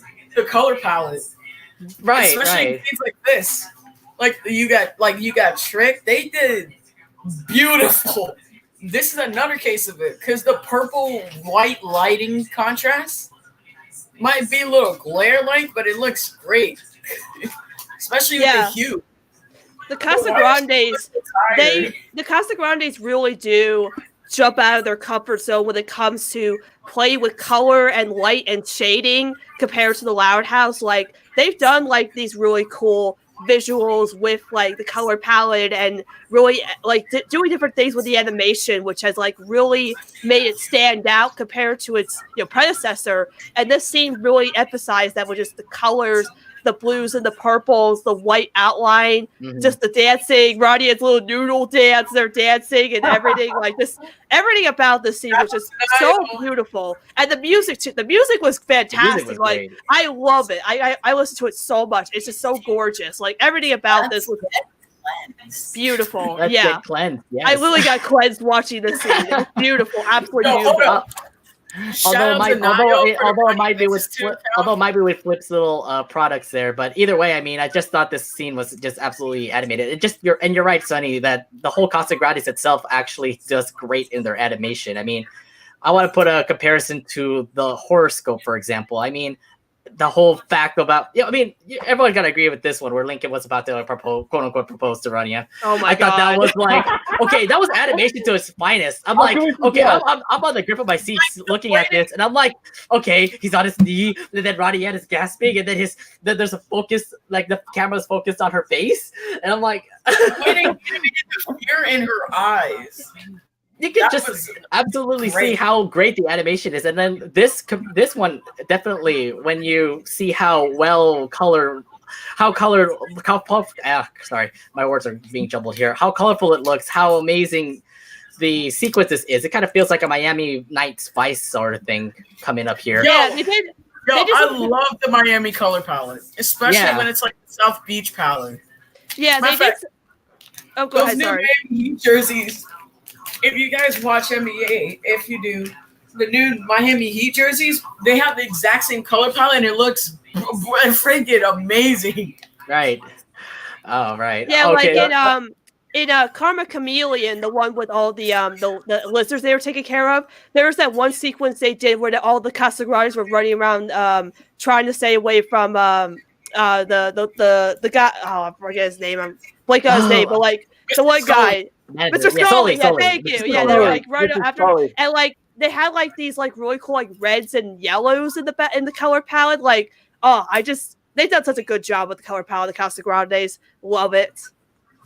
Yeah. Yeah, the color scheme. Like, I like how the color scheme really blends together in certain scenes.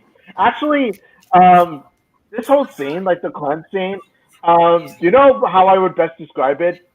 Like, okay, imagine if it was, it's sort of like the pink elephant scene from Dumbo, if it got the Fear of Loathing in Vegas treatment. That's how I would describe it. What the hell? Wait, the pink elephant scene from Dumbo, if it got the Fear of Loathing in Vegas treatment.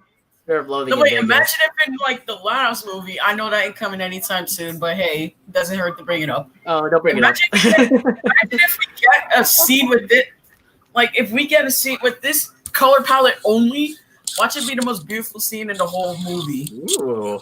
Oh my god. I really can't wait till like I want that so badly.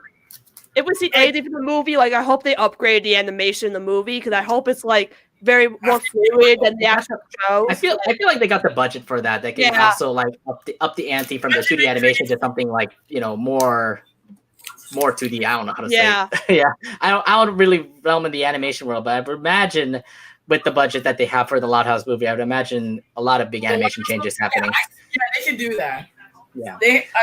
It's like Netflix provides its studios with enough budget to actually do that. But oh my god, I cannot wait to. I just hope they expand on that color palette more. Yeah, it just gives absolutely. Like this 90s vaporwave nostalgic aesthetic to it. All right, so that was pretty much it of like how we reviewed Cursed. What were you guys' thoughts on the episode? How would you rate it and all that jazz? We'll start off with Omid in this one. Well, I thought it was fantastic. Oh my god. I said it. What's up? Hey, Omid, yeah. I'm a fan of your work. Thank you. I'm honored. Yo, Omid. Anyway, it's a flan world after all. It's a flan world after all. It's a flan world after all. No, you both say it differently. In all seriousness, I really love this episode. I am a fan of this episode. Rosa, this is Rosa at her most craziest, and it's really funny to see her go bonkers and all that. Like it's pretty much Rosa being the crazy Casagrande, and then of course I was really excited to see the Casagrandes in the Loud House in the same house again, interacting with each other. That's always a bonus. That's always a plus. George Lopez's Ernesto Estrada, perfection. Yes, just so fun to watch. There were certain things that bothered me about this episode. The Louds should have been more. They weren't hospitable enough. I was honestly sort of disappointed with how. Am I the one who has been noticing in this episode how Lori has been kind of, not intentionally, uncaring towards Bobby? I mean, Lori did say to Bobby, "Oh, my boo-boo bear is filled with boo-boos," but that was pretty much it. Like, whenever like Bobby was like sleeping on the coffin or Bobby was slipping in mud, you know, first things first. I totally agree. The sleeping arrangements were so stupid. They were really stupid. Like why didn't Lori just offer Bobby to like sleep with her? I mean, like you said, like you all said, like I know I'm sort of repeating what you just said, but honestly, I agree with you. They're a couple. They should sleep together. End of story. But other than those, I find it to be a really great episode. I would say. I honestly would give it like I would say 8 out of 10. If it wasn't for the issues that did bother me, I would probably give it a 9. All right. How about you, Sunny? Oh, well. And you can probably tell I really didn't like it. Yeah, no, I think it was a really, really great special. I've shared my opinion on Operation Dad, the first Casagrandes special. Not one of my favorites, of course. I have strong opinions on it. But this one, with its problems, like Omid said, like we talked about this on my podcast, that for some reason Lori didn't care that Bobby was getting abused the whole episode, even though that's your boyfriend. But it's Sleeping Ranges, of course, and Rosa thinking that taking her whole family to the woods was a good idea. But besides all that, I felt it was really well structured as a special. They set everything up with the crossover, having Lincoln call Ronnie in, or even Lori calling Bobby at the beginning. That's how you set up the crossover. Great. And the crossover stuff, while limited, not much interaction, but enough where we can, get some good stuff out of it. Really nice. Like I said it on my podcast that this wasn't a true follow-up to Last Thanksgiving. I feel like this was like Last Thanksgiving 1.5, and I feel like the true sequel to Last Thanksgiving is further down the line. Like the part 2 is somewhere else when we get the full crossover experience. This is just like in the middle where, yes, we could try something out with a crossover in the spinoff, but we don't know what we're going to do yet. But we're getting somewhere with it, so hopefully they can expand more on it in the future, and that way we get more interaction than just, Lobby and Ronnie Kid, as much as we love those. I mean, Lola and Carl, top tiers, like, pairing. We need more Lola and Carl. Absolutely. Like, oh, yeah. But everything else, and, like, we read other interactions as well. And, again, the Louds, next time, if they're going to have the Casagrandes sleep over, fix the sleeping arrangements, but, I loved it. I loved it more than I thought I was going to. I mean, I was going to love it anyway because Ronnie Kid, but overall, everything, absolutely love it. I think probably same thing, 8 out of 10. It has its problems, but I think overall, really great special. We'll watch it again. Okay, sounds good. All right, JD, how about you? Okay, I said this once it finished airing, and after rewatching it, I still stand by it. 7.5 out of 10. Like, it's a great special. It's a good cast episode, but yeah, it has its problems. But I do feel like I had to take a little bit of the Ronniecoln bias out, because with bias, it's an A for me, but without it, it's a 7.5. So I had to rate it without bias. Yeah. But with bias otherwise, it's an 8. But I gotta say this, it's actually strongly well written in the techniques they use. Most normal cast episodes rely on verbal storytelling. This episode relied on visual storytelling, and that's a bit of a better move. But otherwise, I really enjoyed this. Ronniecoln content is always a pleasure to watch. But I actually enjoyed seeing the other things. I enjoyed the cleansing sequence as much as I would call that an acid trip. It's bad luck, but awesome. All right. Okay. I enjoyed it. I found the Inessa thing stupid, but yeah, I enjoyed it. Also, before you start, sorry, Nate, shout out to our buddy Nayo for the Ronnie and Dances 2 account. Oh, yeah. Gotta pop that out, too. Yeah, definitely gotta pop out his account. I was flabbergasted at how much the blinding lights when I set him blew up. Yeah. That got a lot of retweets. That got retweets, likes. I'm disappointed at how Dior failed, but otherwise... But yeah, I'm getting off track. I enjoyed Cursed, period. All right. To say the least, when I first heard about Cursed, I thought, okay, this is gonna be an S sort of Casagrandes special. Okay, 30 minutes of Rosa being freaked out about Hector. I mean, not Hector. That's in every episode. Yeah. Getting freaked out about Ernesto's psychic predictions. But what happened, before the episode aired, was the fact that they were gonna have a crossover with the Louds, and that actually that piqued up my interest with the episode. So absolutely, I was coming in looking for hopefully something great, and I think from this episode, I thought it was great the way that the whole episode was written. Rosa. It's pretty much an episode about Rosa because it was pretty much her being all into all the good luck and bad luck stuff, which is a character trait for Rosa because she's into all the spirits and things like that. So this is like her focusing on her to like an extreme where he relies on Ernesto a lot. We see that in this episode, and the fact that she also likes good luck and bad luck stuff.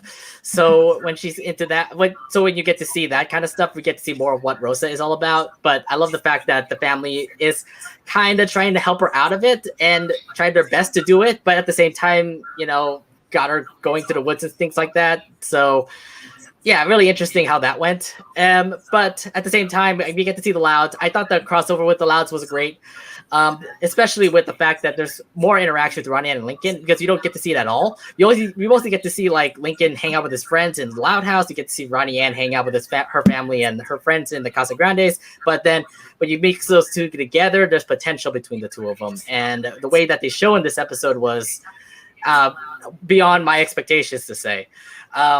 Most definitely, I really do love how they interacted. I really do hope something good will happen in the future, and might possibly hopefully more crossovers happen. But yeah, I'll have to say, like, the way that it got structured and the way that how Ernesto got implemented in this episode was, better than what I would expect. So to say the least, it was really a really good episode, a good special. Even if it was 30 minutes long, I would say that they did do the 30 minutes correctly with what they write and all that. And yeah, I would say one of the better specials compared to the other special, Operation Dad. And to say the least, I would give it also an 8 out of 10. I enjoyed the episode entirely. So yeah, that's pretty much all explains it there. All right, cool. That ends our review. That was a lot actually to say there. We got a lot to say. Oh especially you, Sunny. Yeah. A little fun fact. I counted the footage of how long the Louds are in, including the phone call with Lincoln. That's if you count all that together, you have almost 9 minutes of footage, including with either Lincoln, but just the Louds. So 9 minutes of pure footage. Yeah, so to say the least, I know this is just a Casagrandes episode, so I would expect that it would just be mostly focused on the Casagrandes. So Yeah. I came in noticing like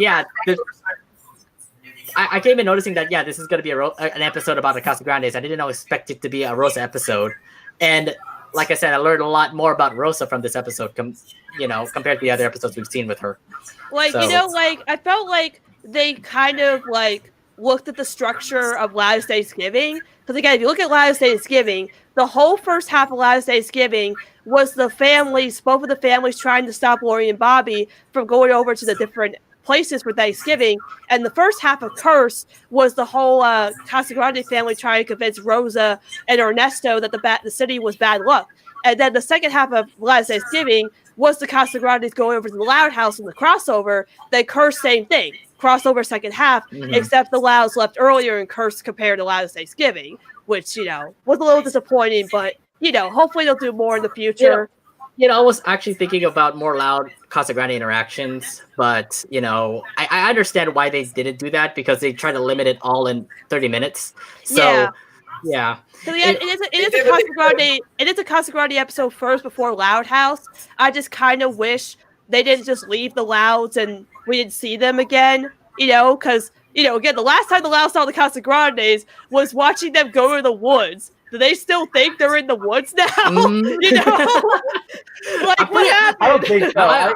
I agree. Ronnie Ann here's my thing. I think Ronnie Ann or Bobby told Lloyd or Lincoln that the back. Yeah. I feel like they're going to put a reference on it in the Christmas episode. Just watch. Oh my god!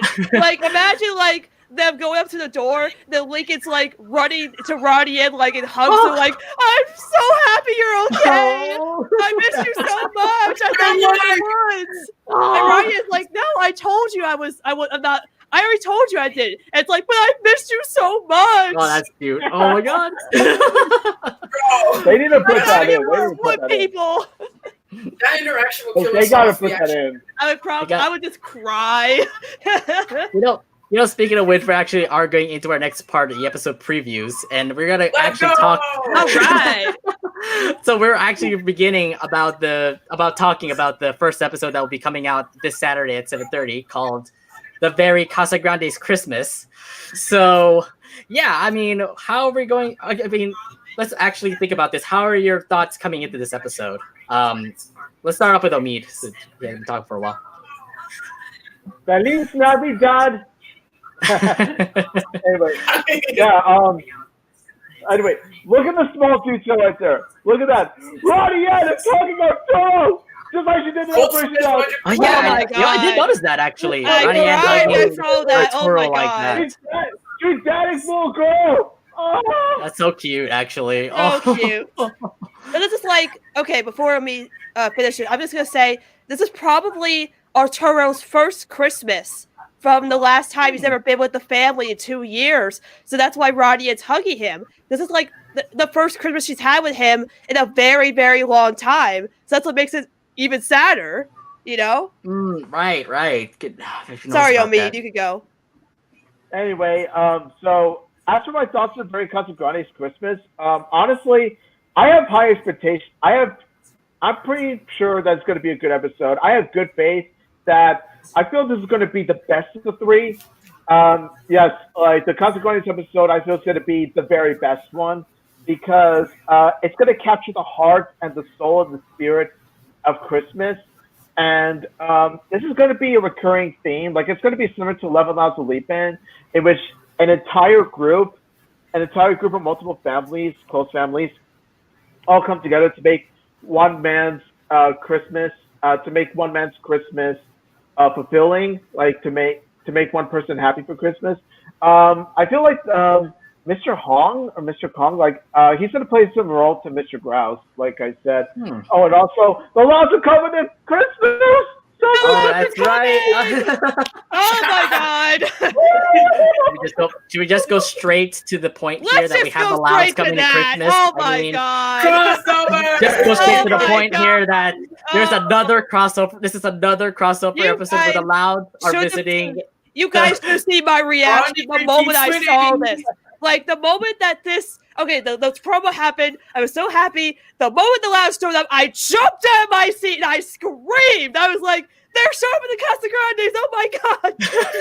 How are Casagrandes this good to us with crossover? How? My No, god. like what? No, like once I saw this, I just had this super. Okay, like, but... I got people get giddy with laughter.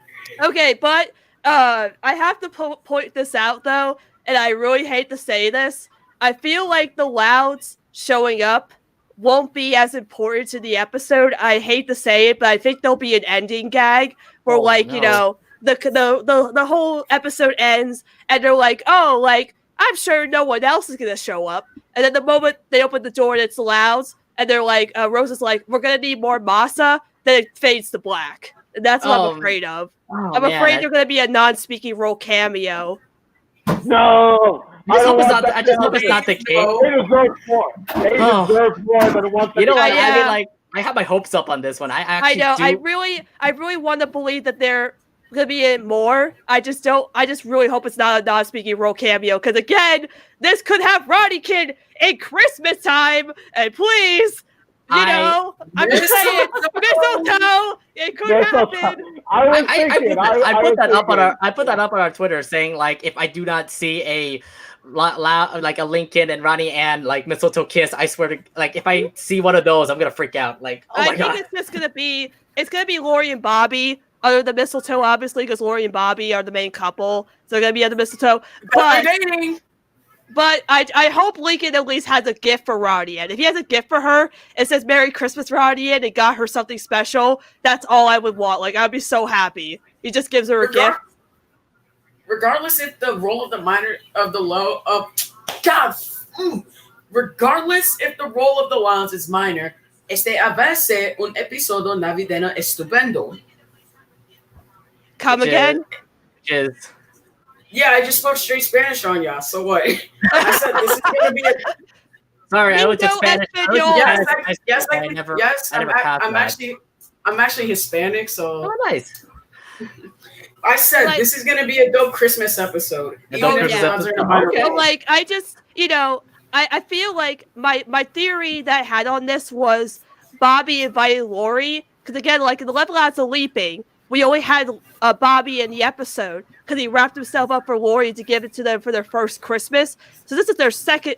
This would be their second Christmas technically together, or third, or however the timeline works. But so Bobby invites Lori, but then he doesn't know that Lori's bringing her entire family. Because again, this is a historical moment. This is not just Lori and Lincoln showing up at the Casagrandes. It's the entire Lau family, which is so important. And I don't want it to be an ending gag for a very important moment in both shows. Because like, if you just have them show up at the end with no significance, then you ruin what is kind of a very important moment in both shows for the entire family showing up. So I feel like because like, you see Lincoln there and he's looking very nervous. Like he looks really nervous. I feel like because he like Ronnie and the family don't know that they all decided to show up somehow. So like Lori invited them all, and so when they answer the door and Lincoln's like, hi, I it looks nervous because they don't know that they're all showing up. And Ryan's like, Lincoln, the Lau family, what? Bobby, I thought you only invited Lori. And Bobby's like, I thought I did too. And Lori's like, well, I mean, why not just bring everybody, right?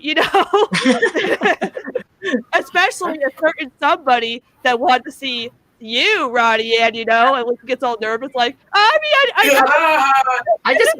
just feel like in this, I just feel like in this moment here, it just feels like Lincoln is setting up something with Ronnie Ann. I mean, like the way that he looks at her, it's a way that he looks right there. He looks nervous, so it's like he's nervous coming into the Casagrandes house. It makes you feel like Lincoln's setting up something. Well, I feel like again, it's not because it's his first time like going where it's not just him and Lori, it's him and all of his sisters. Right, yeah.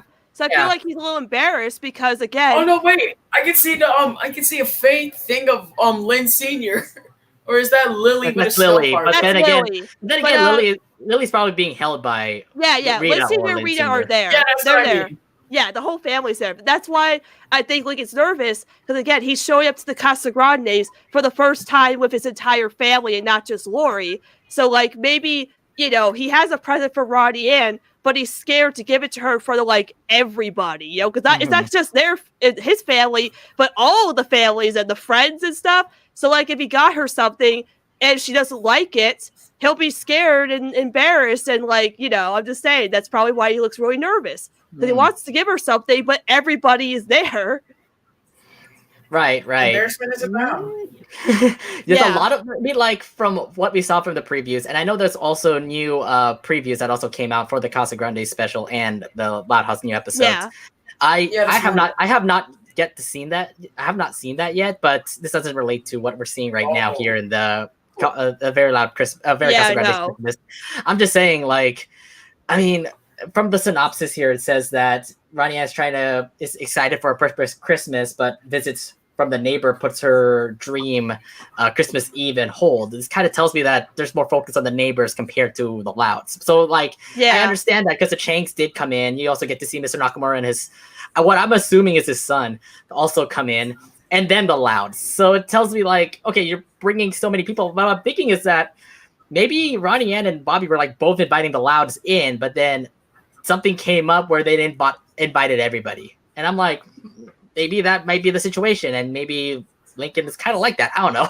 I still feel like it's because Bobby invited Lori. Because again, with Level as a Leaping, we had Lobby in the episode where like Bobby wanted to spend Christmas with Lori, and so with this being the first time they're like distant from each other, and Lori's like, oh well, I'm gonna be home for Christmas, so maybe I could drop by and see you. And Bobby's like, great, but something might have came up where Lori was like, why don't I just bring my whole family? Especially because, again, if Lincoln wants to see Ronnie in again, and he's probably wants to see her again, it's like, maybe Lincoln said to Lori, like, oh, wait, you're going to the city for Christmas? And like, yeah, like, can I come? And then like, everybody's like, let's all go. And that's what happened. Like, I feel like, again, Bobby invited Lori, but then something happened where like, they all showed up because either Lori invited them or maybe Bobby did on accident. I don't know, because like again, like you said, the synopsis is Ronnie is trying to plan this great Christmas until like all these neighbors show up. So like I'm thinking like the Louds will be the last like group to show up, but that's like the big surprise. Like they're like, okay, we get everybody in, all the neighbors, but then the Louds is the biggest surprise that they didn't expect to come, and that's what kind of shifts more conflict. Because again, how they're gonna fit all these people into the Casagrande apartment building? Like it was bad enough that the Louds couldn't even put the Casagrandes in their house to sleep overnight. I can't even imagine how you're gonna fit everybody, especially the Louds, in a tiny apartment building. Right. It's gonna be super cramped. It's gonna be super cramped. Yeah. Oh yeah. It's gonna be squishy. They'll be squishy together. That was what I'm expecting. If you think that small, like if you think that's big, no.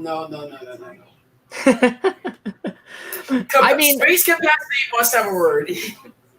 I mean, like it kind of feels like it's going to be a crammed Casagrandes Christmas festival there. But of course, the big surprise is the Louds. So yeah, I mean, we all have our theories of what the Louds are going to do. I just hope we get more Loud Casagrande interactions. I know we get to see more Lincoln and Ronnie and Lori and Bobby, but I mean, we got to get more of the other Louds in the Casagrandes interactions. We had a little bit of it over at Cursed, but this could be another episode where they could potentially have that. Right. Again, I agree. That's what I wanted Curse to do, but it kind of did do much there in that episode. So I'm hoping it was only like a few minutes, and it was like, okay, that was just a little bit of. It was more focused on the Casagrandes more than the Louds, which it's a Casagrandes episode, which makes sense. I just feel like it's gonna be again. If they're not just an ending gag, please don't let it be an ending gag. I swear to God, I'll be so angry. I really hope not. I really hope not. I'm literally crossing my fingers on this. Just don't. I swear. It's not going to be like that. If it just ends with "Hi, Ronnie," and then fades to black. Oh my God! Oh my God! I would lose. If he like "Hi, Ronnie," and then fade to black, I would scream. Also, a huge like f up to Nickelodeon, because they bought so much potential with having the like 1 little second of the Louds in the Casagrandes, and I'm like, you can't just do it like this. Come on. Well, someone pointed this out on Twitter where, in the school trailer, they showed the scene with like the moose like attacking Chandler, and that's at the end of the episode too. All right, so I'm worried again, this is at the end, but I want to hope it's not, and we at least get something, whether like the Casagrandes are shocked to see them, or again, like if Lincoln says like, "Hey, Ronnie, are we late?" and then fades to black, like just something. I don't want them just to be a non-speaking role cameo. Just at least give them something to do. If it goes like that, then maybe it's more so like the ending to the first half. If it goes like, that's what I'm hoping. I'm hoping it's the ending of the first half, where like everybody shows up, and then they're like, "Oh, there's no way to like we can't have anyone else show up," and then the Louds show up, and then we fade to black, and then the second half. I don't want it to be the end of the second half. I want it to be the end of the first half. Wait. Then where does the part with all the cast, with everyone in Great Lakes and Mr. Hong happen? Is that supposed to be the ending? I hope that is. I think it is, though. That's why I'm worried. That's why I'm worried that the Louds will be a cameo, because they're not in that scene with all of them caroling with Mr. Hong. So that's what I'm worried about. But I get we don't remember. It's remember, minor role, not major role. Well, yeah, I know, but just like I'm just wondering when they show up and how, and like with the whole like all of them coming together to sing carols, which I think will be at the end, but we don't know yet until we see it. They could pull a surprise on us. We don't know yet. They do pull surprises sometimes in the previews. Yeah, so like school was an absolute surprise all the way through. Well, because school was a whole hour, it's always 22 minutes. But even if it wasn't a whole hour, they still had a lot of surprises in it. Yeah, because when Curse came out, I was worried that like we would only get like the most we saw with Ronnie Kid, that was it. But they really surprised me, especially with that dramatic ending. Like that was the biggest surprise of all, man. Like I was not expecting that, and I was so happy. So like again, they could surprise us, but I don't want to get my hopes too high up. I just want to have two sides like, okay, it could be just a cameo, no line, or they could have a line. I just don't know. Like, even again, if it's just Lincoln saying, hi, are we late, and then fades to black, I'll still be happy, but, we don't know yet. We'll see.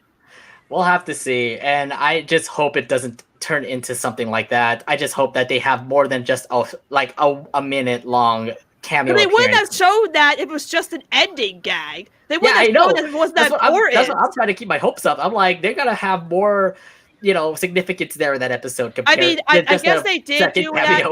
They did because Nickelodeon with their advertising, they advertised Curse as a crossover, which technically it wasn't. But again, if they weren't that important, it just were going to be a surprise. They wouldn't show it in the promo, Right. Well, I mean, there's a lot to think about here, but I love how you guys are expressing your thoughts here, and I know that's coming up in a couple of days, but the hopes are really up there. Oh yeah, I mean, besides the whole Louds thing, the special looks amazing. Like, I know you said you haven't seen the previews yet, but everything, it looks great. Like, I think it's going to be the great successor to Level Louds and Leaping for sure. All right, so yeah, because like 11 Louds and Leaping was great. This looks like it's going to be a worthy contender to be. Yeah. Whether I feel like that. If they do, sorry, Nate. Go ahead. I feel like if they do certain episodes right compared to others, like how people compare certain episodes, like Save the Day, Horoscope. I feel like compared to 11 Louds and Leaping, which was just like, I'm sorry, it was a masterpiece of its own, Loud House wise. I feel like if we compare what they do with that to this, a very Casagrandes Christmas, for all we know, this could be the superior episode between the two. Just saying. I would say my thing too is like, yeah, I really hope this is going to be a good Casagrandes Christmas episode. I mean, like, if it does become a hit like 11 Louds Leaping, then of course I'm going to love this episode wholeheartedly. My one thing that I also saw from the preview, one thing that I kind of want to point out, was it Mr. Nakamura and that one guy. It kind of feels like Corey. That's his son. It's Corey. Corey, yeah. I thought it was like his son or something. Yeah, no, I don't think they're related. They're just. I don't think so. They're just neighbors. There was a clip that they showed that they were just like together, but like I don't think they're related. I think they're just like friends. Maybe, I don't know. Or more like they just showed together when they got the invite. Yeah, they just say they're related. Yeah, I thought there was actually a thing about relationships. I heard somebody put it up on a tweet. We thought it was, but no, I don't think they're related. Okay. I was like looking at that 1 second. I was like, maybe, but no. Wait a minute, it's Corey. Actually, I didn't know it was Corey. To be honest, it's Corey. Yeah. Okay. So that isn't much of a big importance there, but still, a lot of neighbors coming into the Casagrandes house and the Louds. This could be a lot of craziness happening for this episode. Oh yeah, that's for sure. All right, let's move on. Yeah. Let's move on to the next episode, which is part of the Loud House's 2 new episodes. This is Season's Cheatings. Oh god, what's the wrong one? Gotta put it up like that. There you go. So in the synopsis here, Lincoln tries to rig the family swap and ends up learning a valuable lesson. This kind of is like an iffy episode here, because a lot of people have been relating to this episode to comparing it to other episodes of Loud House. Sunny, you're a Lincoln fan. How do you see this episode being? All right. Well, of course, I am part of the Lincoln Protection Squad. Of course, because he's my boy. Okay, first off, I want to say this. When I saw the title card, I wanted to say, you're a mean one, Mr. Loud. How the Loud Stole Christmas. How the Loud Stole Christmas. That should have been the title, How the Loud Stole Christmas. But, I mean, they showed a preview of it today, and without spoilers, obviously. I think it looks better than what people are expecting. I know people are worried about it. I know people have been dreading it, but again, Lincoln is a character that, he can be super selfish at various times, and I can admit to that. And, he's now 12 years old, but he can still be selfish and make mistakes and stuff like that. So again, he wants a present. He wants something that he wants, but he's afraid that if one of the sisters that gets him doesn't get him the right gift, he'll be upset about it. So that's why he's, trying to rig the family gift exchange. It's not that he wants to do it. He wants to do it, but I'm saying like he's feeling desperate that this whole gift exchange won't go his way because he's desperate for a gift that he wants. And again, it's a lesson that we all need to learn. Like, I know that people are tired of Lincoln learning lessons, but this is a slice of life cartoon, guys. There's always going to be a lesson in every single episode, and I don't get why people don't like that. But Lincoln is going to learn new lessons every single day, and that's okay. We all learn lessons in our lives as we grow older. You know, I'm like 24 years old, and I'm still learning new things every single day. You know, because I look to Lincoln as a role model, as somebody who I can relate to, because I'm always messing up on things and learning lessons. So again, we know that Lincoln's going to learn a lesson, obviously, but like they even said in the description, I'm like, yeah, we know he's going to learn a lesson.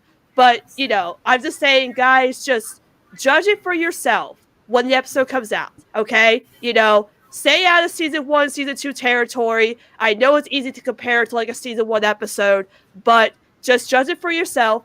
And if it's better than you expected, you know, that'll be great. If you don't like it, that's fine. You know, I can totally understand that, but just wait till the episode comes out before you say it'll be bad. Because trust me when I say there have been various Lincoln episodes I've been worried about, but have loved in the end. Like Family Bonding. I was worried that episode was just going to be another Lincoln words not to judge something.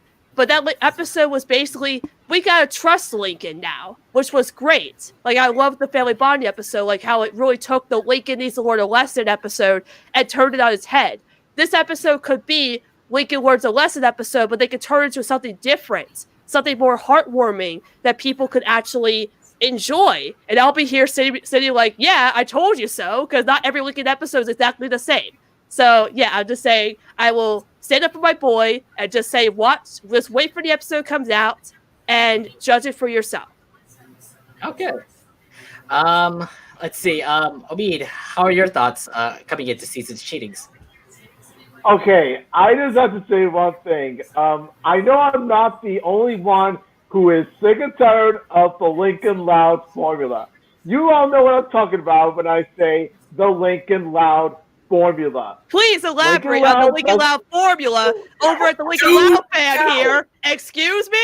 Are you really trying to say that? If you're the Lincoln Loud fan here, the Lincoln Loud formula, please elaborate on that, if you will. Lincoln Loud wants something. Lincoln Loud does something bad. Everyone gets mad at Lincoln Loud. Lincoln Loud feels guilty. Lincoln Loud apologizes.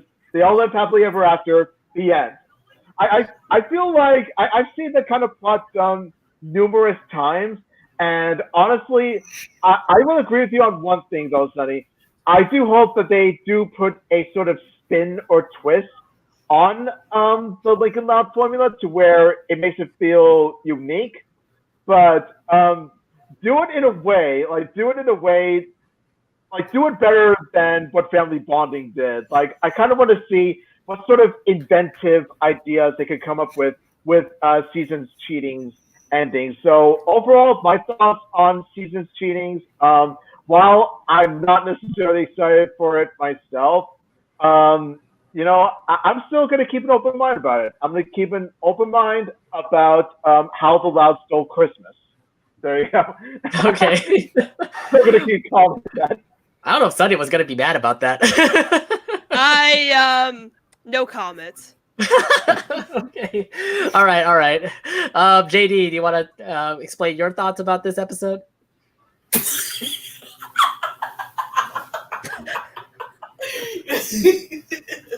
I have been holding in that laughter since Omi decided Lincoln Loud formula was a thing. I have been stifling that. Secondly, I can see the concern in this. I can actually I get why people are concerned, because like episodes that kind of follow that structure, we mostly know that certain episodes do not tend to have the best track record when it comes to fan appeal. But as also a strong Lincoln super great, super Lincoln fan. He's he's relatable best boy. He's obviously there's a point to be told in this.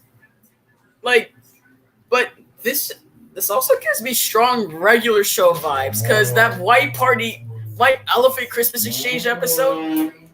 This is giving vibes similar to that. Like Sunny said, just judge it for yourself. But honestly, if you don't like it, then you don't like it. If you like it, then you like it. If you're mad, you're mad. Just please, if this episode turns out to be a little lower than what most of us want it to be, please do not explode and treat it like it is Kings of Con or No Such Luck. We do not want. Yeah. We don't want that bullshit on our hands again. Let's not bring back No Such Luck. Let us not overblow. Please don't do that. No. Please. Like, honestly, no. If you guys, no matter how the episode turns out, don't treat it like it's the worst thing ever. Okay. Yeah. Please. Yeah. We already did with that shit enough. Yeah, I mean, look, it's supposed to be dead. It was a bad episode. It was supposed to be dead, but still, people continue on ranting about it, and I'm like, come on, guys, this is over. People continue ranting on. Some people are, wasting their time. They should just continue on watching the show. Isn't that bad? I don't see why people think it's that bad. Like a No Such Luck. It's not even that bad. It's forgettable in that matter. And the hate for it was unnecessary. And for like another episode, I didn't like it that much, but god damn, they overblew. I hate white hair more than I hate King of the Con. Hey, to be honest, I mean, like, if you look, we did an episode about this in the Loud Casa Talks, but if you look at Kings of the Con at another viewpoint, then you will say that it's an okay episode compared to like what other people. I think it's very forgettable. Like, I don't remember anything from that episode. Call it bad. In my case, as a person who loves going to cons, then it's a different story. I guess I haven't been to a con, so I can't relate. But I've been to like an auto show, not a con. But I can say from auto shows are kind of like it because you're looking at all the biggest things that are happening. Plus, I mean, not as comparable as a convention where you get to meet up with your celebrity friends or meet up with your friends or meet up with like a lot of celebrities. But car shows kind of like that. It kind of showcases stuff. It's, I don't know. Like, as someone who, like, I'm 14 and I'm still growing, I can see Lincoln is still gonna learn. He's gonna grow from this. Like, yeah. So what if he tries to rig this? I'm pretty sure we've all tried to rig something in our favor at one point in our life. Exactly. Right. Who cares if it's the Lincoln Loud formula, Omid? It's basically, it's like it's just, Casanova. I'm sorry, but like, I'm just tired of like people complaining about Lincoln learns the same lesson over and over again. He learns different lessons in different perspectives and different situations, not the same lesson. People have different morals. Not everyone is gonna think the same. Everybody has a different view and mindset. Yeah. So stop. Like, that's just my problem with society as nowadays. If you don't think the same way as everyone else, you're a fucking outcast. Dude, I think differently. I see differently. I'm not you. Like it is not. No one in this show is a perfect kid. No one is like a straight A kid in this show. And besides, exactly. They're good kids, but they all have done. They've all fucked up at some point. Mm-hmm. And like, we all fucked up at some point. And like, if people like, people have said, let's get rid of the life lesson episodes. If we got rid of those, the characters wouldn't develop. They wouldn't learn anything if they just like, oh, Lincoln's not learning lessons. I don't know, but like, if Lincoln, I've heard people say, but like, if we stopped the whole like Lincoln learns lesson episodes, then to me, Lincoln wouldn't be an engaging character. I like him because he learns very important life lessons. That's why I relate to him so much. And so if he was just like, oh, I'm done learning lessons, then I wouldn't find him an engaging character. I like him because he's not perfect. He'd be bored as shit if he didn't learn nothing. Right. Like, honestly, I'm gonna rant a little. I'm tired, absolutely tired of people hating these kinds of shows because I'm tired of people saying that shows from this generation are bad. Like, yeah, 90 shows are good, but look at this. You have a show right here that's not lore-based. It's chill. It's slice of life. It fits right in with what the 2000s meta would have been. Right. Like, seriously. You're supposed to learn lessons from this. This is a show that's about all ages learning something from, like, whether it's a past experience and they want to see it from another point, or you're still growing and you want to see it in that way. That's like the biggest episode of that point of view. I'm sorry, Sunny, as much as you hate white hair, I gotta say it did what it had to do. It proved that not every girl you know is gonna be your crush. Like, you don't have to crush on every girl. You can just simply be friends with them, and that's all there is to it. You may be selling my heart, not white hair. My heart did that. No, yeah, be selling my heart. I'm so. Yeah, Be Selling My Heart did that. White hair was about like some metal people's life. I meant to say selling my heart. Although it did bring up white hair. No, I'm sorry. I'm sorry. I messed up on that. That's okay. It did bring up my heart. It makes sense why you kind of got confused there. Yeah, because white hair was her introduction, but then they changed her whole character to be Stella. Yep. Oh my god. Yeah, like it's still Stella. Still love her. I still love her. Stella's best girl. Stella's cool. Yeah, There's a little sketch of her. If you want to see it on Discord, just DM me. Yeah, I saw that. I think you sent me that. Yeah, I did. Yeah, it looks great, by the way. All right, so look. But yeah, that's my little rant. But point is, do not overblow the living hell out of this episode. Just please, if you don't like it, don't like it. Keep that shit to yourself. And no one wants to hear you cry about it over and over. Like, oh, it's the worst episode ever. There's worse shit to be found. Yeah. And to be honest, Blinded by Science is the worst episode. What? Okay, I'm done. What episode? Blinded by Science is the worst episode. Okay. Speaking of Flip, speaking of that guy, I feel like I know what worst episode is going to be besides this one. Well, okay. Well, if I was going to sum it up here, I would say when I come into this episode, I just hope that it does reflect towards what Lincoln would like. It's a good learning lesson for Lincoln in this case. I mean, I understand the whole concept where it's just a gift exchange and Lincoln gets a person that he doesn't assume that he would, get a good gift from. So he tries to rig it. It's just, something that I've seen a lot in season 1 and season 2 of The Loud House. And, there's some people that hate it, that kind of concept, and some people that, like it just because, it's a learning lesson for kids. And by the way, Lincoln is a kid. He's only, 12 years old? So he will continue to learn all these lessons and stuff. So if, 12 now, but he's 12 now in season 5. Yeah, he's 12 now because he's now in middle school. Middle school, yeah. Yeah.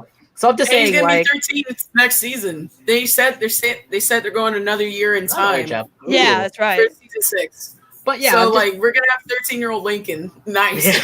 Yeah. You will finally know what it's like to be a teenager. Yeah. And every living pain that comes with it. Oh, I know the feeling, man. I don't know about this. I outgrew my teenage years. I should be okay. Yeah, I know. Look at me now. Those are like in your 20s, man.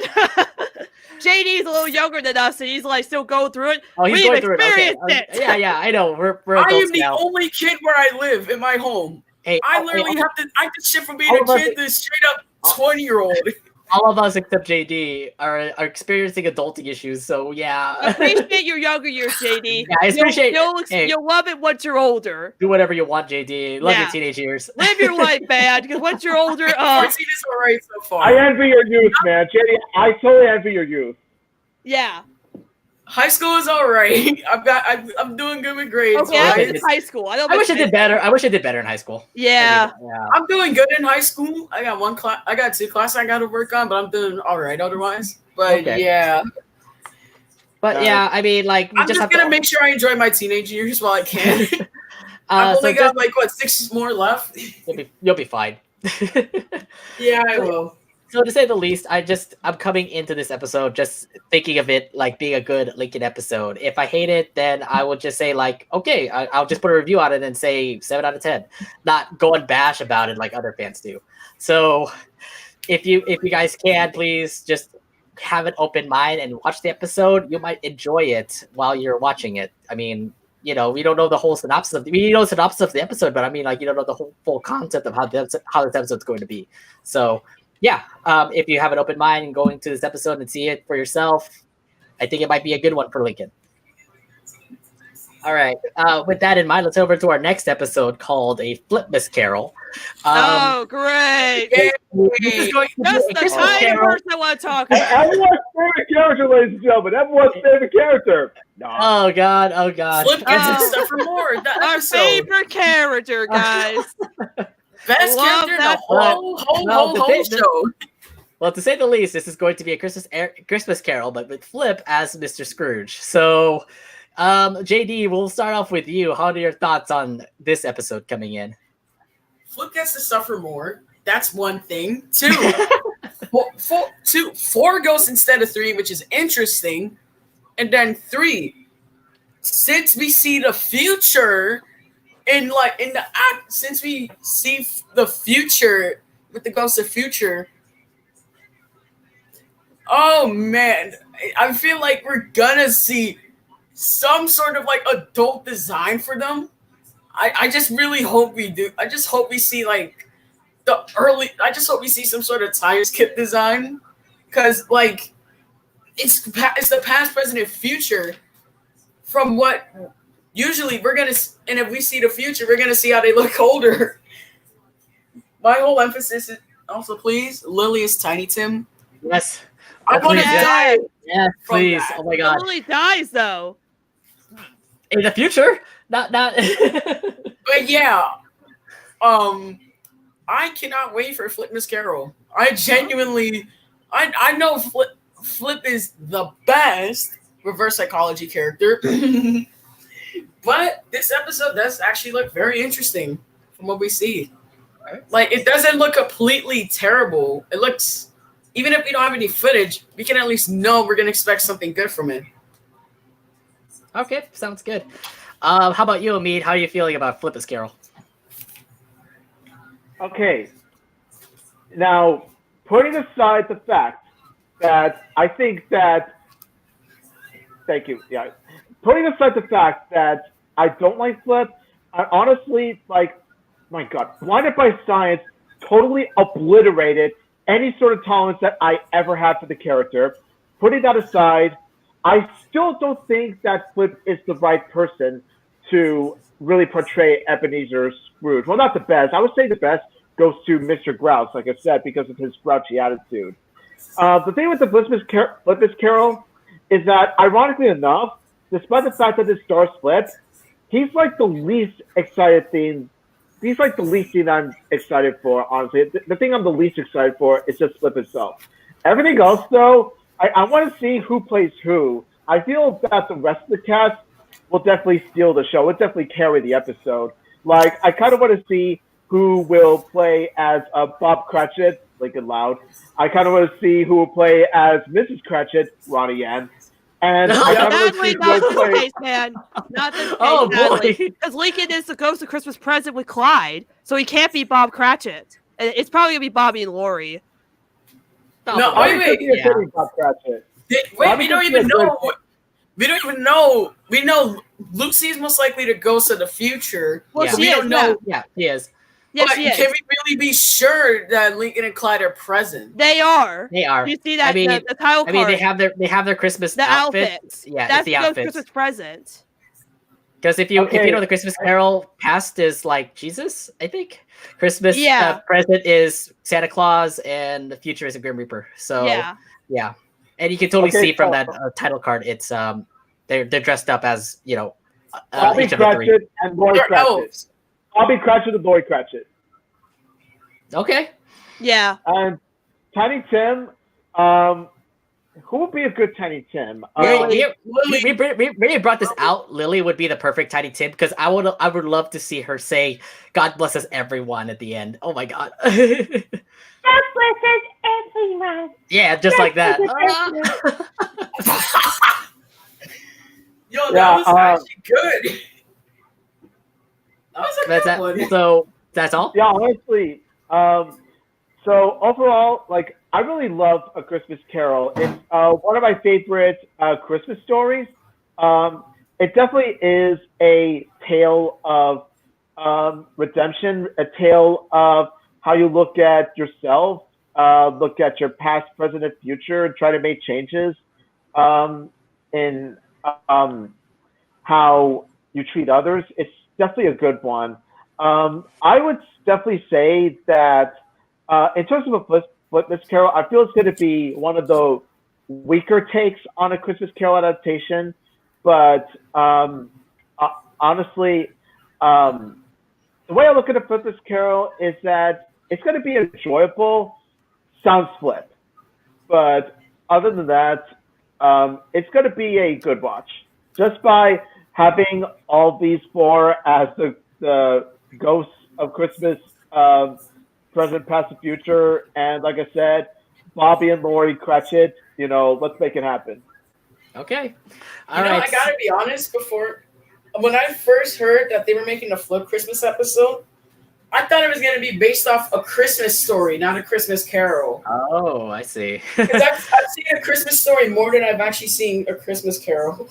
Oh, okay, that's good. I mean, A Christmas Carol is actually a classic tale of Christmas for Christmas. So I'm not surprised. I'm not surprised that they did this, and yeah, I would say a good twist with the Louds in this one is going to be really fun to see how it goes.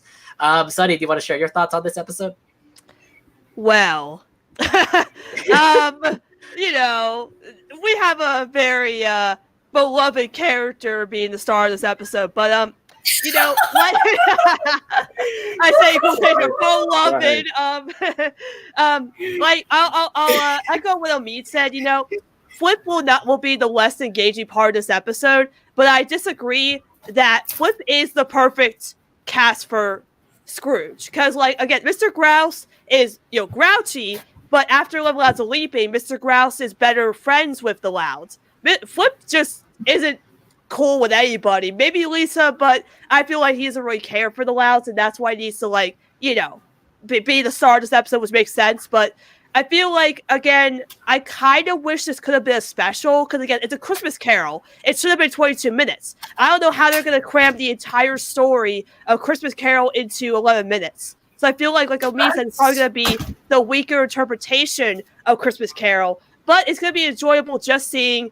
I don't know why they decided Lincoln and Clyde should both be the Ghost of Christmas Present. I don't know why they decided that both of them. It's kind of a weird choice, but it kind of reminds me of the Muppets Christmas Carol adaptation where they made my favorite one. Yeah, so good. Because I'm a huge Muppet fan. They made Statler and Wardolph, Marley, and Marley was a worker for Scrooge, but they made it Marley and Marley, so they both have Statler and Wardolph. So it makes sense that they would change things up for an adaptation. But I was like, oh, both Lincoln and Clyde are Ghost Christmas Past. Okay, I guess that makes sense. I kind of wish Lincoln should have been Bob Cratchit. It was the best choice because he's worked for Flip, but what can you do? But yeah, Lucy B goes to Christmas future definitely makes sense. Lisa being past absolutely makes sense. But I feel like because they're going to be ghosts or just in Flip's imagination, it's not going to be a canon episode. It's just going to be a separate, its own episode adaptation. But once Flip turns over a new leaf in the episode, it's not going to change anything about it afterwards. He's not going to change after this unless they do keep it as continuity. But I think because it's just going to be an adaptation and not be a canon, it takes place in the Louds universe. It's just all in his head kind of thing. I don't think it will change anything about him. But I think it's going to be canon. I don't think so. I think it's just going to be it's an adaptation, but just not it connects to canon it's continuity, and I don't think so. But I feel like it'll just be what? No, I was trying to say, I'm saying that because look at the way season 5 is operating. It's operating on a seasonal scale, like the actual real life season. It's like we started in September. It makes sense that they would transition into December. So I'm saying, like, I'm thinking, like, for all we know, I mean, ghosts exist. Supernatural shit exists in the show. So you're right. That is true. I mean, I feel know, it could very well be canon to the main story. I get, like, that is true. Lincoln just acknowledges, oh hey, I was once the ghost of Christmas present. Yeah, I mean, I kind of think that, again, this will all be in Flip's head, and maybe at the end of the episode, like, maybe he's in, like, this store, and then all of a sudden he sees Lucy, like, in her hood, and he gets terrified, but it's just Lucy wearing a hoodie or something, thinking that she was the ghost of Christmas future or something, you know, but I don't know. Like, I just don't want to have hope that, like, this will make Flip become a better character in the future, because I have no hope for that. Because, again, last Thanksgiving, he was like, that was the one time where I actually felt that Flip was a good character until he decided to turn him back into the way he is now. So I don't think anything will change with his character. But overall, I'm just more excited to see how the Louds will play into their roles in this episode and who will be who. And Lily being, you know, Tiny Tim, hopefully. And, you know, Lori and Bobby being Bob and Mrs. Cratchit, you know, now that I can't look at Ronnie and oh well. But, you know, whatever we get will be fun. I'm just saying, it'll be a fun episode. Okay. Here's my take on it. I really hope that they really portray Christmas Carol well compared when it comes to the Loud House, and just try to make a twist on it and all.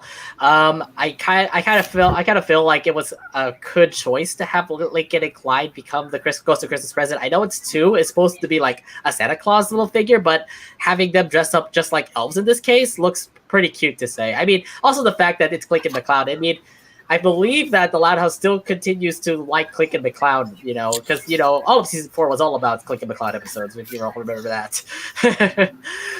So they want to have a little reference of Clink and McCloud, which I thought was pretty cute. And I think every character from the Louds actually do make sense here. Lisa knowing about Christmas past, and Lucy being Christmas future, which is, you know, Grim Reaper in this case. And of course, Lucy being all dark and all makes it a perfect candidate.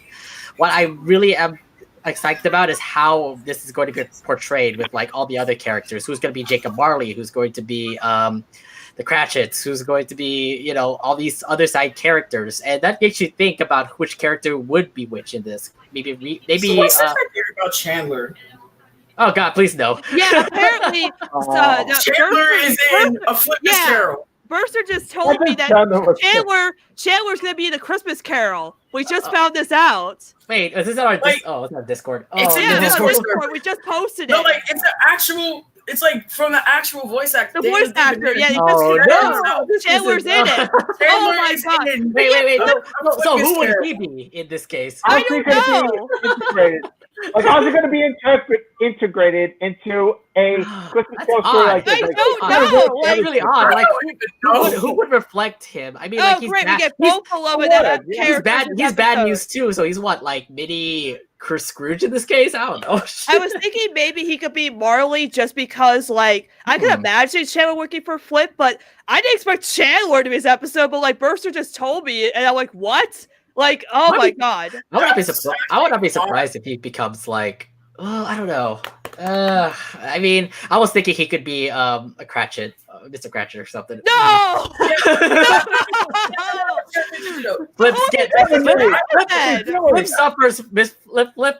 makes Chandler suffer something. I don't know. Oh my God!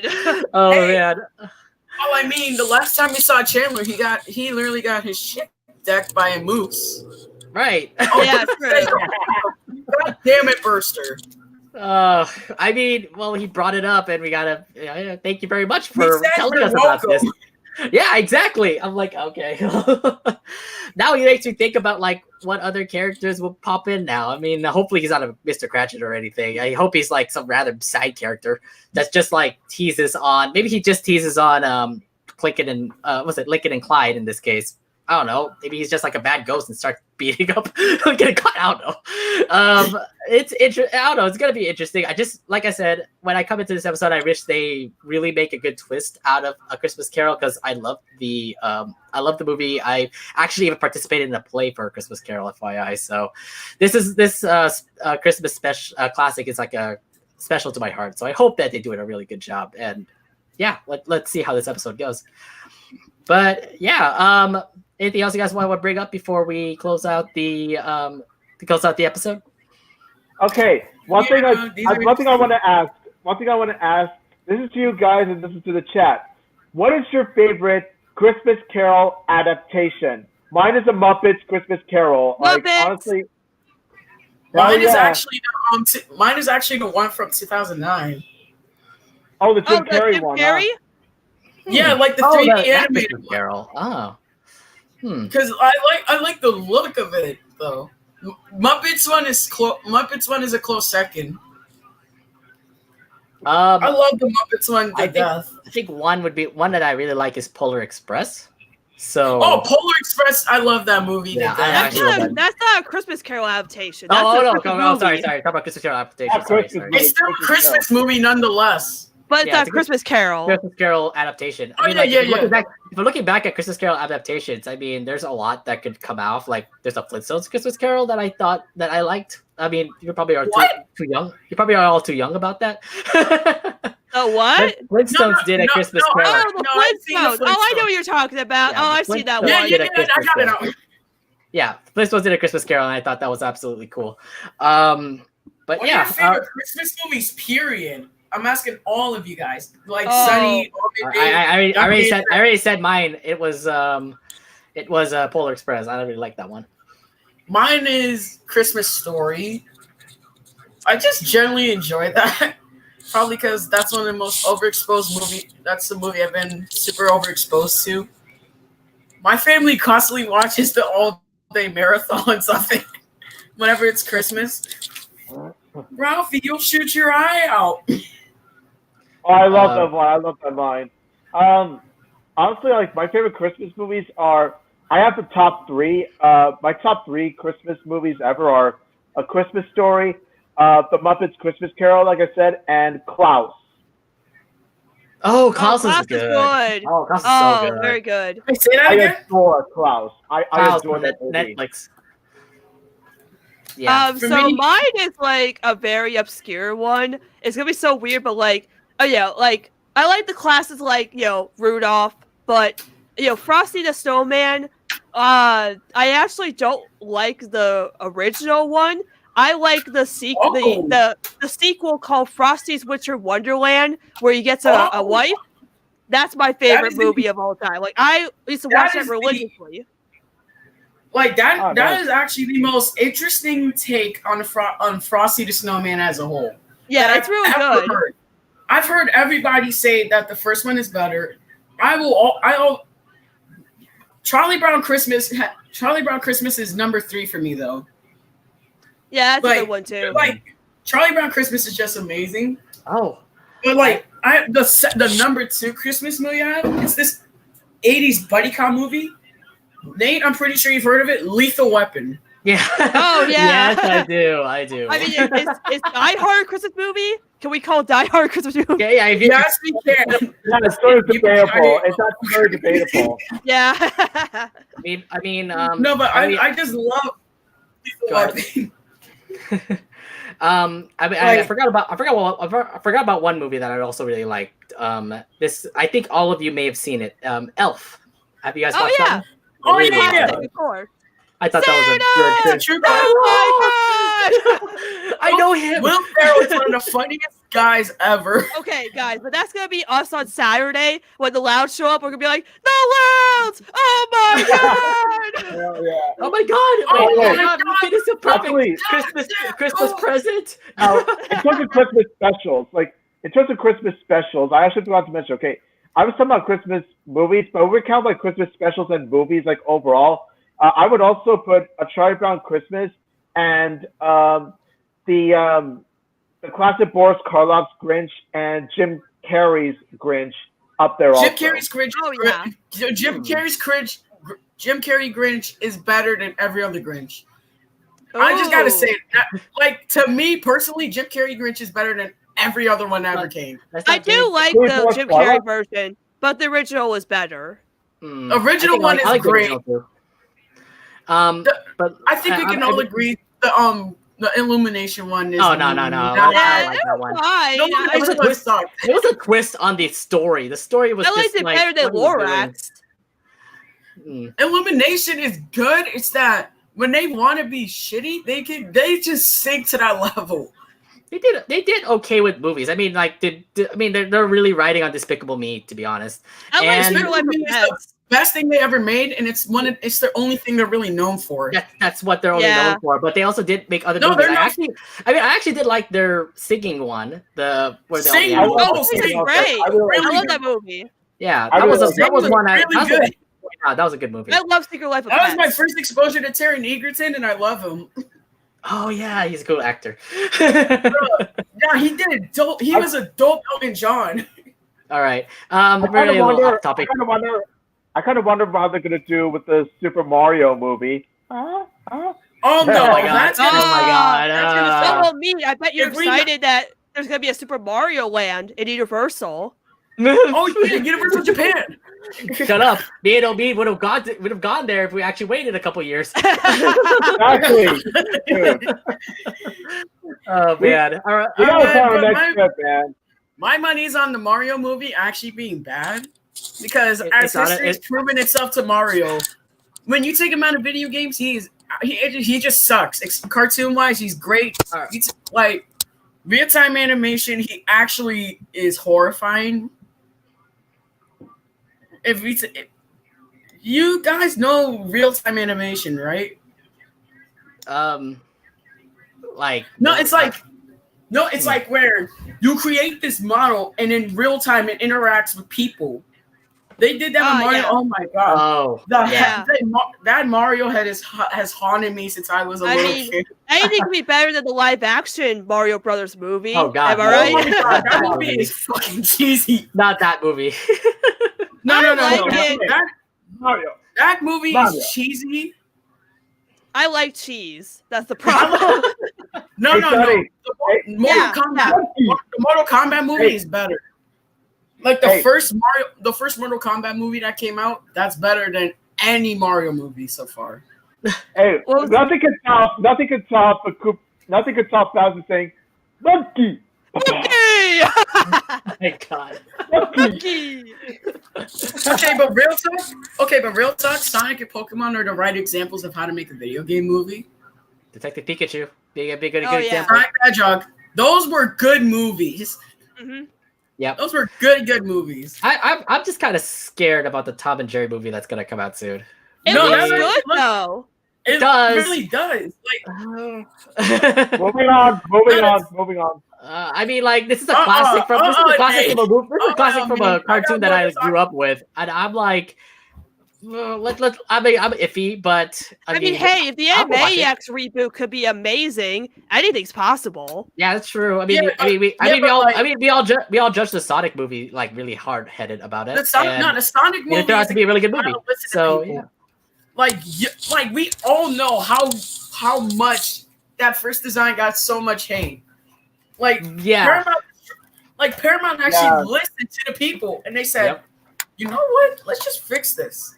And they did it, and then a year later it came out to be what an amazing movie. I mean, I thought it was really good. Thanks to Paramount for knowing how to take criticism. Yeah, like they know how to take criticism. Even though Sponge on the Run, even if that did come out here. When will it come out here? When will it come out here? Oh geez. That's another topic to talk about. All right, but anyways.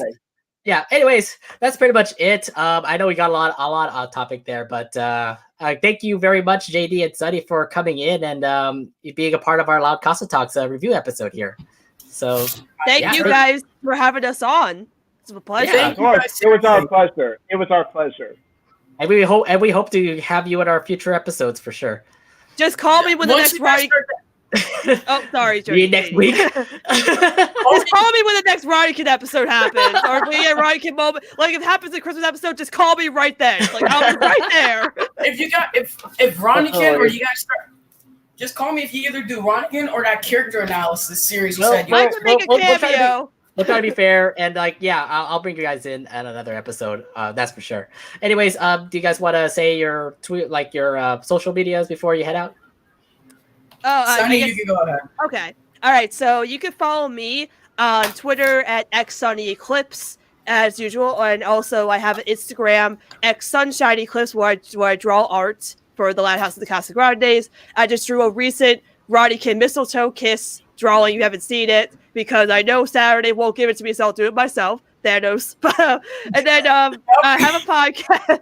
I have a podcast as well. It's called Casa Loud Chats, where I do a podcast dedicated to the Casagrandes and the Loud House universe. And you can follow that podcast's Twitter at Casa Loud Chats, and on every streaming platform that you find podcasts, iTunes, Apple, Anchor, wherever you listen to podcasts. So make sure you subscribe to Casa Loud Chats, because I had JD, another friend of ours, Neo, on last time to talk about Curse. Then next week I'll be having 2 special guests on to talk about the Christmas episodes, which will be very exciting. So yeah, check me out at those places.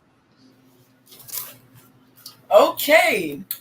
On Twitter, you can find me as your homie JD, but for the month of December, your Christmas homie JD. You can find me on Instagram as Futures on a Rock. I know weird name, but yeah, that I made some mock Loud House title page covers. Sunny, I'm sorry I had to break your heart with that latest one I made. Oh, you made me cry, man. But yeah, just DM me if you want me to collaborate or anything. I'm always open. Okay. And yeah, I'll be around. I don't know if you had any more other social medias out there. Actually, okay. yeah. Well, if you can. Yeah, actually, that's it. Okay. All right. And Sounds good. yeah, one more thing. If you want to join the Cast Live server, you're gonna have a whole lot of fun. Oh yeah, you are. You're gonna have to ask. You have to ask the Red about that invite. But yeah. Thanks again for you guys for coming in. Omid, of course, we're always here co-hosting. Yep. I would say yeah, so. it was awesome doing this, lengthy but really fun episode with you, Nate. Oh yeah. Same thing with you, Sunny Eclipse and Katie. It was fun talking with you guys as well. We talked a whole lot about Curse and a lot about the Christmas episodes. I just hope that we do more episodes like this again with you guys, because you guys are really fun to talk to. I'm always available whenever you want me. Same here. Nate, it's sure. actually, it's been fun really getting to know you guys so far. Yeah, this was actually our longest reviewed episode. But to be honest, I have a lot of fun with you guys. Nate, I gotta have you guys back on my podcast again. Yeah. I'm trying to think about when I can have you guys back on. Yeah, definitely. I got More a few projects in the works. DM me if you want to see some of them. Okay. That sounds good. But anyways, we do have to sign off here. But anyways, thank you very much for those who are watching on our YouTube live stream. Thank you very much for checking in. My name is Nate. And this is Omid. And we'll see you guys on the next live stream. Smell you later, dudes. Smell you later.